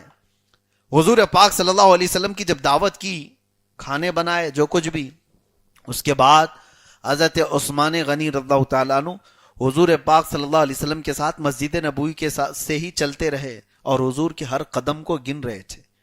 اور جیسے حضرت عثمان کے گھر تک پہنچے، حضور نے پوچھا عثمان یہ میرے قدم کیوں گن رہے ہو؟ کہا یا رسول اللہ صلی اللہ علیہ وسلم آپ نے اعزاز بخشا میرے گھر کو، آج تمنا یہ ہے کہ آپ کے ہر قدم کے بدلے ایک غلام آزاد کروں. ایک غلام آزاد کرنا آسان بات نہیں. آج کے زمانے کے تقریباً یوں سمجھ لو کہ 50 لاکھ روپے دے دینا، 1 کروڑ دے دینا، بڑی قیمت ہوا کرتی تھی غلاموں کی. اور حضرت عثمان غنی رضی اللہ تعالیٰ عنہ کہتے ہیں یا رسول اللہ آپ کے ہر قدم پر ایک غلام آزاد کرنے کی نیت ہے. اور اتنی بڑی بات تھی، لٹائیں. یہی تو بات کہتے ہیں کچھ لوگوں کو تو عثمانی ہونا چاہیے. میلاد میں اگر ہم لٹاتے ہیں تو یہ عثمان غنی کی بات ہے. کہیں یہ تو نہیں کہ حضرت عثمان سے پوچھو کہاں ہے قرآن میں، کہاں ہے حدیث میں کہ رسول اللہ جتنے قدم رکھے اتنے غلام آزاد کرو. وہ حضرت عثمان تمہیں جواب دیں گے. یہ ساری باتیں رسول اللہ صلی اللہ علیہ وسلم کا عشق ہوگا تو دلیل نہیں پوچھے گا. محبت میں ہر شے نچھاور ہے. ارے محبوب کا دیا ہوا ہے اسی پر نچھاور کیا جا رہا ہے. ہاں یہ ہے کہ ہم ناجائز کاموں میں نہیں لٹاتے، حرام کاموں میں نہیں لٹاتے. میرے آقا صلی اللہ تعالی علیہ وسلم کی میلاد، حضور کے آنے کی آمد، حضور کی آمد کی خوشی میں اگر ہم چراغاں کرتے ہیں تو کچھ لوگوں کے پیٹ میں درد کیوں ہوتا ہے، تکلیف کیوں ہوتی؟ ہمارے جھنڈوں سے تکلیف ہے، ہمارے لائٹوں سے تکلیف ہے. ادھر روشنی ہوئی ادھر اندھیرا ہو گیا. یہ ساری چیزوں کو کہتے ہیں یہ اسراف ہے، اسراف ہے. اتنا میلاد میں تم لوگ خرچہ کرتے ہو، اس سے کتنے ہاسپٹل بن جاتے ہیں. تمہاری بیٹیوں کی شادیوں سے ہی ہاسپٹل بنتے ہیں، میلاد سے ہی کیوں؟ عزیزان گرامی وقار، حضرت عثمان غنی رضی اللہ تعالیٰ عنہ غلام اتنے آزاد کر دیے، دعوت بھی ہو گئی. حضرت علی رات کو گھر میں آئے، غمگین تھے. حضرت فاطمہ نے پوچھا میرے رفیق حیات غم کی وجہ کیا ہے؟ کہا آج میرے بھائی عثمان نے ایسی شاندار دعوت کی کہ رسول اللہ صلی اللہ علیہ وسلم کے ساتھ صحابہ بھی آئے اور وہ قدم گن رہے تھے حضور کے، اور ہر قدم کے بدلے انہوں نے ایک ایک غلام آزاد کیا. میں یہ تمنا کر رہا ہوں کاش میرے پاس اتنا مال ہوتا تو میں بھی ویسی شایان شان حضور کی دعوت کرتا. میرے پاس اتنا مال نہیں عثمان کے برابر کا. حضرت فاطمہ نے کہا میرے سرتاج آپ جائیں رسول اللہ کو دعوت دیں، ہم بھی اس کا اہتمام کریں گے. حضرت علی نے کہا فاطمہ کہاں سے انتظام کرو گی؟ کہا آپ رسول اللہ کو دعوت دے کر کے آئیں اور آپ بھی قدم گنیں. حضور پاک صلی اللہ علیہ وسلم کی بارگاہ میں حضرت علی گئے. یقین بھی تھا حضرت فاطمہ پر، کہہ رہی ہے تو ہو بھی جائے گا. حضور کی بارگاہ میں آئے، کہا آج میرے گھر پر تشریف لائیں. حضرت علی کی دعوت پر میرے آقا صلی اللہ علیہ وسلم چل پڑے. حضرت علی بھی، کیونکہ حضرت فاطمہ نے کہا تھا، قدم گنتے ہوئے گئے. جب گھر تک پہنچے تو رسول پاک صلی اللہ تعالی علیہ وسلم اپنے صحابہ کے ساتھ ان کے گھر میں جو دعوت تھی بیٹھے رہے. اور اس کے بعد دعوت تو ہو گئی. حضرت فاطمہ سے پوچھا فاطمہ حضور کے اتنے قدم پڑھے، عثمان نے اپنے مال سے غلام تو آزاد کر دیے تھے، ہم کیا کریں گے؟ حضرت فاطمہ مصلی بچھا کر کے دعا کرتی ہیں، اے اللہ تیرے رسول کی بیٹی کی لاج رکھ لے. اس کے شوہر نے تیرے نبی کی دعوت کی ہے اور خواہش یہ کی ہے کہ ہر قدم پر ایک غلام آزاد ہو. اے مولا تو اس خواہش کا اور میری اس तमन्ना की लाज रख ले, भरम रख ले। रसूल पाक सल्लल्लाहु ताला अलैहि वसल्लम घर में बैठे थे, इसी वक्त जिब्राइल अमीन तशरीफ लाए और कहा अल्लाह आपको सलाम पेश करता है या रसूल अल्लाह, आपकी बेटी की दुआएं अल्लाह ताला की बारगाह में पहुंची और रब ने हुक्म फरमाया आज आपके घर, अली के घर तक जितने कदम पहुंचे हैं, पड़े हैं, हर कदम के बदले अल्लाह ने 100 जहन्नमियों को आजाद कर दिया है। यहां गुलाम आजाद हुए, उनकी दावत में जहन्नम से आजाद हुए। वो अहले बैत का घराना है, उनके घराने की तमन्नाएं अल्लाह ताला पूरी फरमाता है। जब वो ख्वाहिश कर लें तो अल्लाह उसको पूरी कर देता है। कुरान में इसका जिक्र है, लहुम मा यशाऊन फीहा व लदैना मजीद। ये जो चाह लें अल्लाह के पास वो सब है, बल्कि अल्लाह फरमाता उससे ज्यादा हमारे पास है। जो ये चाह लें, अहले बैत के लिए कहा गया, अल्लाह वालों के लिए कहा गया, और इनके मुतालिक कुरान की कई आयतें, एक दो नहीं कई आयतें हैं। ये जब चाह ले, रसूल करीम सल्लल्लाहु ताला अलैहि वसल्लम का ये वो घराना जिनके बारे में इमाम हसन बरेलवी रहमतुल्लाह ताला अलैह, इमाम ज़मन हसन रजा बरेलवी रदी अल्लाह ताला अन्हु फरमाते हैं, बे इजाजत जिनके घर में जिब्राईल आते नहीं, बे इजाजत जिनके घर में जिब्राईल आते नहीं, कद्र वाले जानते हैं कद्र व शान अहले बैत। और इसीलिए अहले बैत अतहार की जो ताजीम और तकरीम के मामलात है वो सुन्नियों से सुना करें तो ईमान भी ताज़ा होगा। और आपका ईमान सिर्फ ताज़ा नहीं, इतना बुलंद हो जाएगा जिसको मेरे आका ने फरमाया, मम मात अला हुब्बी आले मोहम्मद मात शहीदा। जो मेरे अहले बैत की मोहब्बत में मर गया उसे शहादत की मौत दी जाएगी।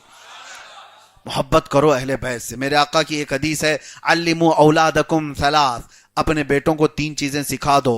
क्या है? हुजूर फरमाते हुब्ब नबीकुम व हुब्ब अहली बैतिही व तिलावतल कुरानिल करीम।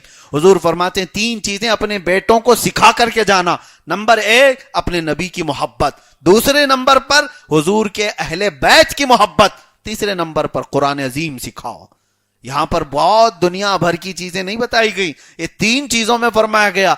जो रसूल से मोहब्बत सिखाएगा और अहले बैत से सिखाएगा और कुरान सिखा करके जाएगा, यूं समझ लो वो अपने बेटे को पूरी दुनिया देकर जा रहा है, आखिरत भी देकर जा रहा है। नबी पाक सल्लल्लाहु ताला अलैहि वसल्लम की तालीमात में है ये कि अपने बेटों को ये सिखाओ। क्यों? अपनी मोहब्बत के साथ अहले बैत की मोहब्बत का जिक्र फरमाया। और यही वजह है, मशहूर हदीस आपने सुनी होगी, या अय्युहन्नास इन्नी तरक्तु फीकुम अस-सकलैन, ऐ लोगों मैं तुम्हारे दरमियान 2 भारी चीजें छोड़ जा रहा हूं।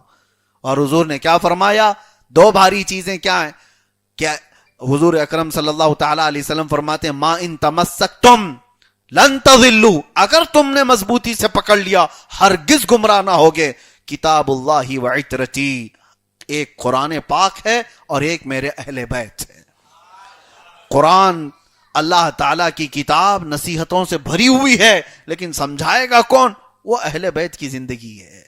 इसीलिए एक आयत अगर मैं पढ़ दूं, या अय्युहल्लज़ीना आमनुस्तईनु बिस्सब्रि वस्सलाह, ऐ ईमान वालो, ऐ ईमान वालो सब्र से और नमाज से मदद चाहो। मदद सब्र से और नमाज से। इस आयत की तशरीह कौन करके दिखाए कि सब्र से मदद कैसे मांगी जाए, नमाज से मदद कैसी मांगी जाए? तो एक आयत को समझना हो तो पूरा करबला समझ में आ जाए। हुसैन आजम अपनी जिंदगी से तुम्हें करके दिखाएंगे।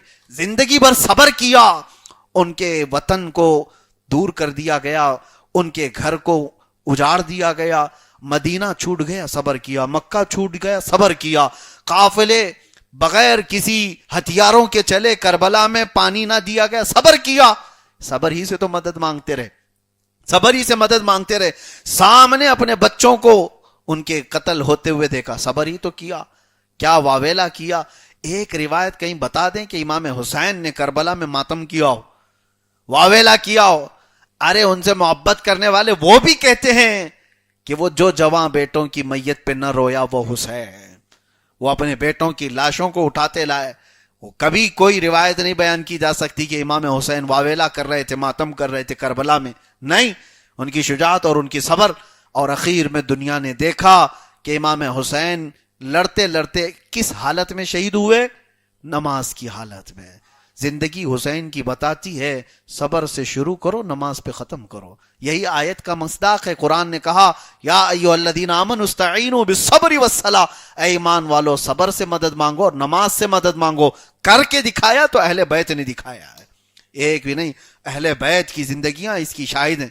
بہرحال سیدہ کائنات فاطمہ الزہرا سلام اللہ علیہا کی بارگاہ میں آج ہم نے نذرانِ عقیدت پیش کیا ہے، اپنی محبتوں کے عقیدت کے گلہا پیش کیے ہیں، اور صرف اس نیت سے کہ اللہ تعالیٰ قبول فرمائے. وہ محفل خوشبو والی ہوتی ہے جس محفل میں حضرت فاطمہ کا ذکر ہوتا ہے.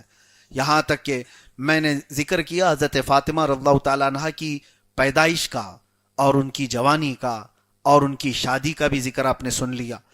حضور کی بعثت کے 5 سال بعد حضرت فاطمہ کی ولادت ہوئی، یعنی اعلان نبوت کے 5 سال بعد، اور ہجرت کر کے آئیں تب اس وقت 8 یا 9 سال کی عمر تھی. اور جب مدینہ طیبہ میں 2 ہجری ہوئی تو حضرت علی سے نکاح ہو گیا. حضرت علی سے نکاح کے بعد حضرت فاطمہ کے بطن سے، آپ کے پیٹ سے 4 بچے ہوئے، ایک امام حسن اور ایک امام حسین، اور 2 بیٹیاں، ایک سیدہ زینب ایک سیدہ ام کلثوم. 4 اولاد حضرت فاطمہ کے بطن سے پیدا ہوئیں، اور 2 تو وہ ہیں حضرت امام حسن اور امام حسین جن کا نام خود رسول اللہ نے رکھا، اور حضرت زینب اور ام کلثوم 2 بیٹیاں. اس زندگی کے بعد ایک اور حدیث میں آپ کو سنا دوں. حضور پاک صلی اللہ علیہ وسلم ایک دن ممبر پر کھڑے ہو کر کے فرماتے ہیں کہ کئی قبیلوں کے لوگوں نے یہ مجھ سے اجازت مانگی کہ ہم اپنی بیٹیاں علی سے بیاہ کرنا چاہتے ہیں، علی سے ہماری بیٹیوں کا نکاح کرنا چاہتے ہیں. حضور فرماتے ہیں میں نے ان کو منع کر دیا، پھر منع کر دیا، پھر منع کر دیا. 3 بار حضور نے فرمایا جب تک فاطمہ علی کے نکاح میں ہے علی کو دوسرا نکاح کرنا ہی حرام ہے. صرف شریعت میں ایکسیپشن ہے، یہ صرف حضرت علی کے لیے تھا. دوسرا نکاح کر سکتا ہے ہر آدمی، 4 تک کر سکتا ہے نا اجازت. 4 تک کی اجازت ہر مسلمان کو دی گئی ہے. اب بس اتنا ہی جملہ اٹھا لیں گے اب یہ لوگ. ہاں دیکھو ان کے یہاں مولانا صاحب 4 والے لوگ ہیں یہ. ارے سب کے گھروں میں جا کر کے دیکھو 4 والے 4، یہ پروپیگنڈا نہیں ہے. ہمارے ہاں اجازت ہے، دروازہ رکھا گیا ہے. ہاں ہمارے یہاں سے نکلنے کے لیے 4 دروازے ہیں، ضروری نہیں کہ ہر دروازے میں سے داخل ہو جاؤ، ہر دروازے سے باہر نکلو. ایک دروازہ کھلا ہے اسی کا استعمال کرو، جب وہ ٹوٹ جائے تو دوسرا دیکھیں، جب وہ بکھر جائے کچھ ہو جائے تو دوسرا دیکھیں. شریعت نے 4 کی اجازت دی ہے، لیکن حضرت علی کے لیے ایکسیپشن تھا، حکم تھا کہ جب تک حضرت فاطمہ ان کے نکاح میں کوئی دوسری عورت سے نکاح ان کے لیے جائز نہیں تھا. یہ ان کا خاصہ تھا. نبی پاک صلی اللہ تعالیٰ علیہ وسلم نے ان کے لیے خاص حکم دیا تھا. اور کیوں؟ فرماتے ہیں جو فاطمہ کو ناراض کرے وہ مجھے ناراض کرتا ہے، جو فاطمہ کو تکلیف دے وہ مجھے تکلیف دیتا ہے. پھر ان 4 اولاد کے ساتھ ایک بار حضرت ام ایمن حضور پاک صلی اللہ تعالیٰ علیہ وسلم کی یہ دودھ پلانے والی ماں بھی ہیں، حضرت ام ایمن جو حضور کے والد کی باندی تھی. وہ کہتی ہیں ایک بار میں رمضان کے مہینے میں دوپہر کا وقت تھا، شدت کی گرمی تھی، فاطمہ کے گھر پر گئی تو دیکھا تو وہ تو چارپائی پر سوئی ہوئی تھی، وہاں پر اندر گھر میں سوئی ہوئی تھی. دروازہ کھلا ہوا تھا لیکن چکی پیسنے کی آواز آ رہی تھی، آٹا کوئی پیس رہا ہے. تو میں اندر گئی، دیکھا فاطمہ تو سو رہی ہیں اور آٹا پیسا جا رہا ہے، خود ہی چکی پیس رہی ہے. تو حضرت ام ایمن کہتی ہے میں ڈر کے بھاگ کر باہر آ گئی. کہا فاطمہ کے گھر میں یہ چکی خود بخود چل رہی ہے. تو حضور پاک صلی اللہ علیہ وسلم کے پاس آ کر ام ایمن کہتی ہیں یا رسول اللہ میں نے فاطمہ کے گھر میں عجیب و غریب چیز دیکھی. کہا کیا دیکھا؟ فاطمہ سو رہی ہیں اور ان کے گھر میں چکی پس رہی ہے، آٹا پس رہا ہے. تو حضور پاک صلی اللہ تعالیٰ علیہ وسلم مسکرائے اور پھر فرمایا اللہ نے مجھے بتایا کہ فاطمہ روزے سے تھکی ہوئی ہیں، اللہ نے فرشتوں کو بھیجا ان کے گھر کا آٹا پیسنے کے لیے.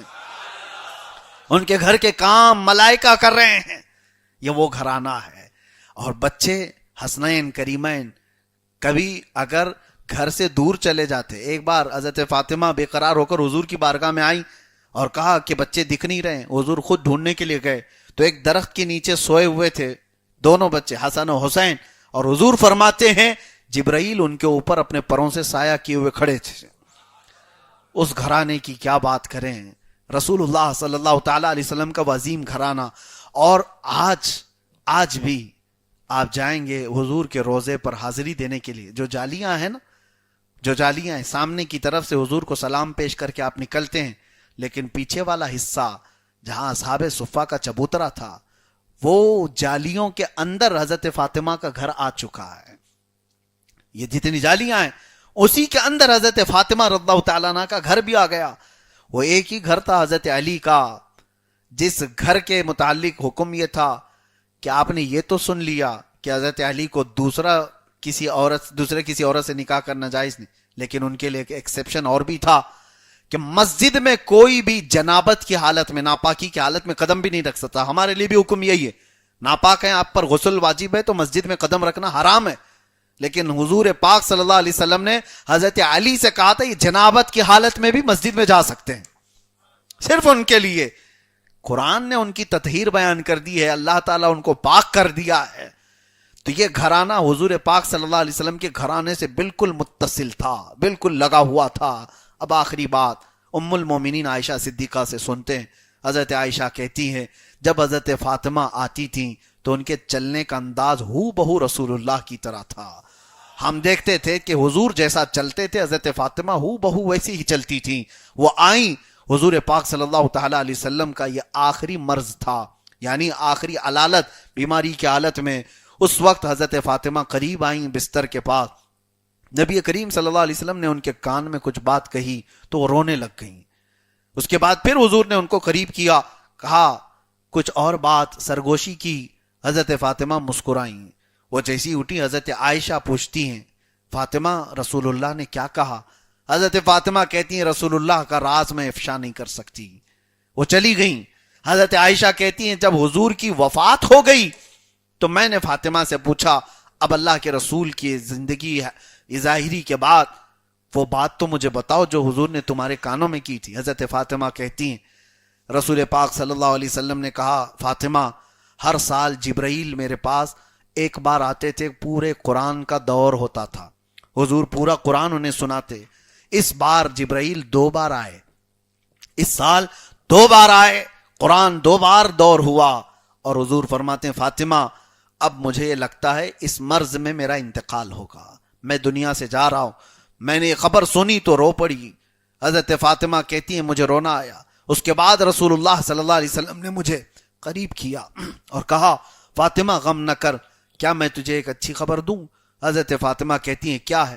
حضور اکرم صلی اللہ علیہ وسلم فرماتے ہیں میرے گھر والوں میں سے, میری ازواج مطہرات, میرے چاہنے والے, ان سب میں سب سے پہلے مجھ سے اگر کوئی آ کر کے ملے گا تو وہ فاطمہ تم ہوگی, سب سے پہلے. اور ہوا یہی, نبی کریم صلی اللہ تعالی علیہ وسلم کی وفات کے صرف 6 مہینے کے بعد حضرت فاطمہ زہرا کا بھی انتقال ہو گیا. اور ان 6 مہینوں میں کبھی حضرت فاطمہ کو کسی نے ہنستے ہوئے نہیں دیکھا, کسی نے مسکراتے ہوئے نہیں دیکھا. رسول کریم صلی اللہ تعالی علیہ وسلم کی ایک بات ایک صحابی رسول بیان کرتے ہیں, حضرت عبداللہ ابن عباس کہتے ہیں جب رسول اللہ سفر میں جاتے تھے تو سب سے اخیر میں جس سے مل کر کے جاتے تھے وہ حضرت فاطمہ تھی. سب سے ملاقات ہوتی آخری میں جس سے ملتے تھے وہ حضرت فاطمہ ہوتی, اور حضرت فاطمہ سے مل کر کے حضور سفر میں جاتے, اور سفر سے آنے کے بعد سب سے پہلے حضرت فاطمہ سے ملتے تھے. یہ حضور کا معمول تھا نبی کریم صلی اللہ علیہ وسلم کا. اور یہی حضور ان کو کہہ کر کے بھی گئے کہ فاطمہ آخری اب تم سے ملاقات کر کے جا رہا ہوں. حضرت فاطمہ سے ملنے کے بعد حضور پھر کسی سے نہیں ملے, کسی سے نہیں ملے, اور حضور کی وفات ہو گئی اسی دن. اور حضور نے یہ بشارت بھی دے دی کہ میرے پاس میرے جانے کے بعد سب سے پہلے کوئی آئے گا تو فاطمہ تم ہوگی. 6 مہینے کے بعد حضرت فاطمہ رضی اللہ تعالیٰ عنہ کا انتقال ہوا. وہ 6 مہینے تک بھی بیماری رہی. بیماری کس بات کی تھی؟ وہ غم تھا رسول اللہ کے جانے کا, وہ جدائی کا. نبی پاک صلی اللہ علیہ وسلم کی جدائی وہ برداشت نہ کر سکی, مسلسل بیمار رہتی, مسلسل بیمار رہتی. حضرت ام سلمہ رضی اللہ تعالیٰ عنہ حضور کی جو زوجہ ہیں وہ حضرت فاطمہ کی کفالت کرنے والی ماں بھی تھیں, ام المومنین ہیں اور حضرت فاطمہ کی ماں بھی ہیں.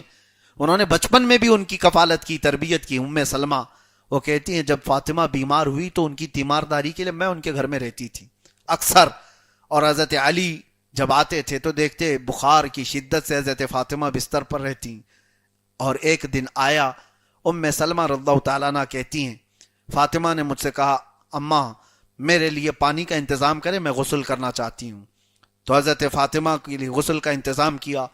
ام سلمہ کہتی ہیں فاطمہ نے اتنا بہترین غسل کیا، سب سے بہترین غسل کیا، اس کے بعد اپنے بچوں کو کھلایا پلایا، کپڑے پہنائے، اور اس کے بعد بستر بچھایا، اور ان کے لیے میں بستر بچھا کر دیتی ہوں تو اپنے پہلو کے بل لیٹ جاتی ہیں اور اپنا ہاتھ اپنے کانوں کے نیچے رکھتی ہیں۔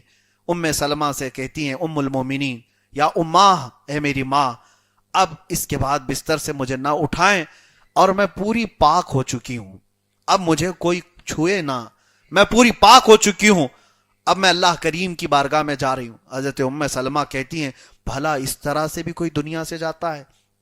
تھوڑی دیر حضرت ام سلمہ کھڑی تھیں کہ دیکھا حضرت فاطمہ زہرا رضی اللہ تعالیٰ عنہا کی روح پاک نکل گئی، اللہ تعالیٰ کی بارگاہ میں وہ پہنچ گئیں۔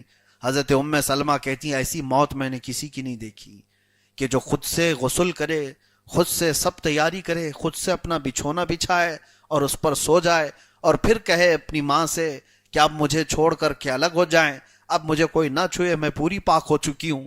اور جانتے ہو آپ کا لقب جو زہرا تھا اسی وجہ سے تھا۔ زندگی میں کبھی کسی کو عورتوں کے معاملات جو ہیں ایام آتے ہیں ان کے ہر مہینے ناپاکی کے، حیض و نفاس کے، اور اللہ نے حضرت فاطمہ کو حیض و نفاس سے پاک رکھا تھا، اسی لیے زہرا کہا گیا آپ کو۔ زہرا وہ سب سے پاکیزہ خاتون تھیں، اور دنیا سے جب رخصت ہوئیں تو خود پاک و صاف ہو کر کے گئیں، اور اس کے وقت آخری وصیت ام سلمہ رضی اللہ تعالیٰ عنہا کی موجودگی میں حضرت فاطمہ کی یہ تھی کہ میں انتقال کر جاؤں تو علی آئیں گے تو ان کے پاس میرا اتنا پیغام دے دیں کہ میرے جنازے کو رات کے وقت لے جائیں تاکہ لوگ میرے جنازے کو نہ دیکھیں، لوگوں کے درمیان میرا جنازہ عام نہ ہو جائے، آشکار نہ ہو جائے۔ حضرت فاطمہ زہرا رضی اللہ تعالیٰ عنہ کے جنازے میں بہت مختصر لوگ شریک ہوئے تھے، قلیل صحابہ تھے، حضرت علی تھے، اور اس کے بعد جنت البقیع میں رسول اللہ صلی اللہ علیہ وسلم کے قریب میں حضرت فاطمہ ہمیشہ کے لیے دفن ہو گئی، اور تقریباً 1344 تک، 1300 یہ 1448، آج سے 100 سال پہلے کی بات کر رہا ہوں، 1344 ہجری تک سیدہ کائنات فاطمہ الزہرا رضی اللہ تعالیٰ عنہا کی اس قبر مبارکہ کے آس پاس بہترین گنبد تھا، مزار مبارک بھی تھی۔ ان ظالم سعودیوں نے اس کو بلڈوزر سے تباہ کیا۔ اب تو اس قبر انور کے قریب بھی کھڑے ہونے نہیں دیا جاتا، اور اگر کوئی نشان لگا کر کے بتائے کہ یہ فاطمہ زہرا کی قبر ہے تو اس کو مار دیا جائے، اس کو روک دیا جاتا ہے، اور کہا جاتا ہے نہیں یہ کسی کو نہیں پتا ہے، ناموں کو بھی مٹا دیا، سب کو مٹا دیا۔ دیکھنا جنہوں نے ان چیزوں کو مٹایا وہ خود زمانے سے مٹ جائیں گے، ان کی تاریخیں ختم ہو جائیں گی۔ ظلم و جبروت کبھی زیادہ دیر تک نہیں رہتا، لیکن میرے عزیزو سیدہ کائنات کی یہ زندگی کی مختصر جھلکیاں میں آپ کے سامنے رکھا، اس میں بے شمار عورتوں کے لیے بہت سارے نمونے حیات ہیں، بہت سارے آئیڈیل ہیں، اور ہم مردوں کے لیے بھی کہ ان کی زندگی کتنی پاکیزہ تھی، بیٹی کا باپ سے تعلق کیسے، بیوی کا شوہر سے تعلق کیسے، ماں سے اپنی بیٹی کے تعلقات کیسے، یہ سب ایک زندگی میں سموئے ہوئے ہیں۔ اخیر میں پھر میں اس بارگاہ ناز میں اتنا ہی کہوں گا جو بریلی کے امام نے ہمیں سکھایا ہے، سیدہ طیبہ، سیدہ ظاہرہ طیبہ طاہرہ، سیدہ ظاہرہ طیبہ طاہرہ، جان احمد کی راحت پہ لاکھوں سلام، جس کی آنچل کو نہ دیکھا ماہ و مہر نے، اس کی ردائے نزہت پہ لاکھوں سلام۔ وآخر دعوانا ان الحمدللہ رب العالمین۔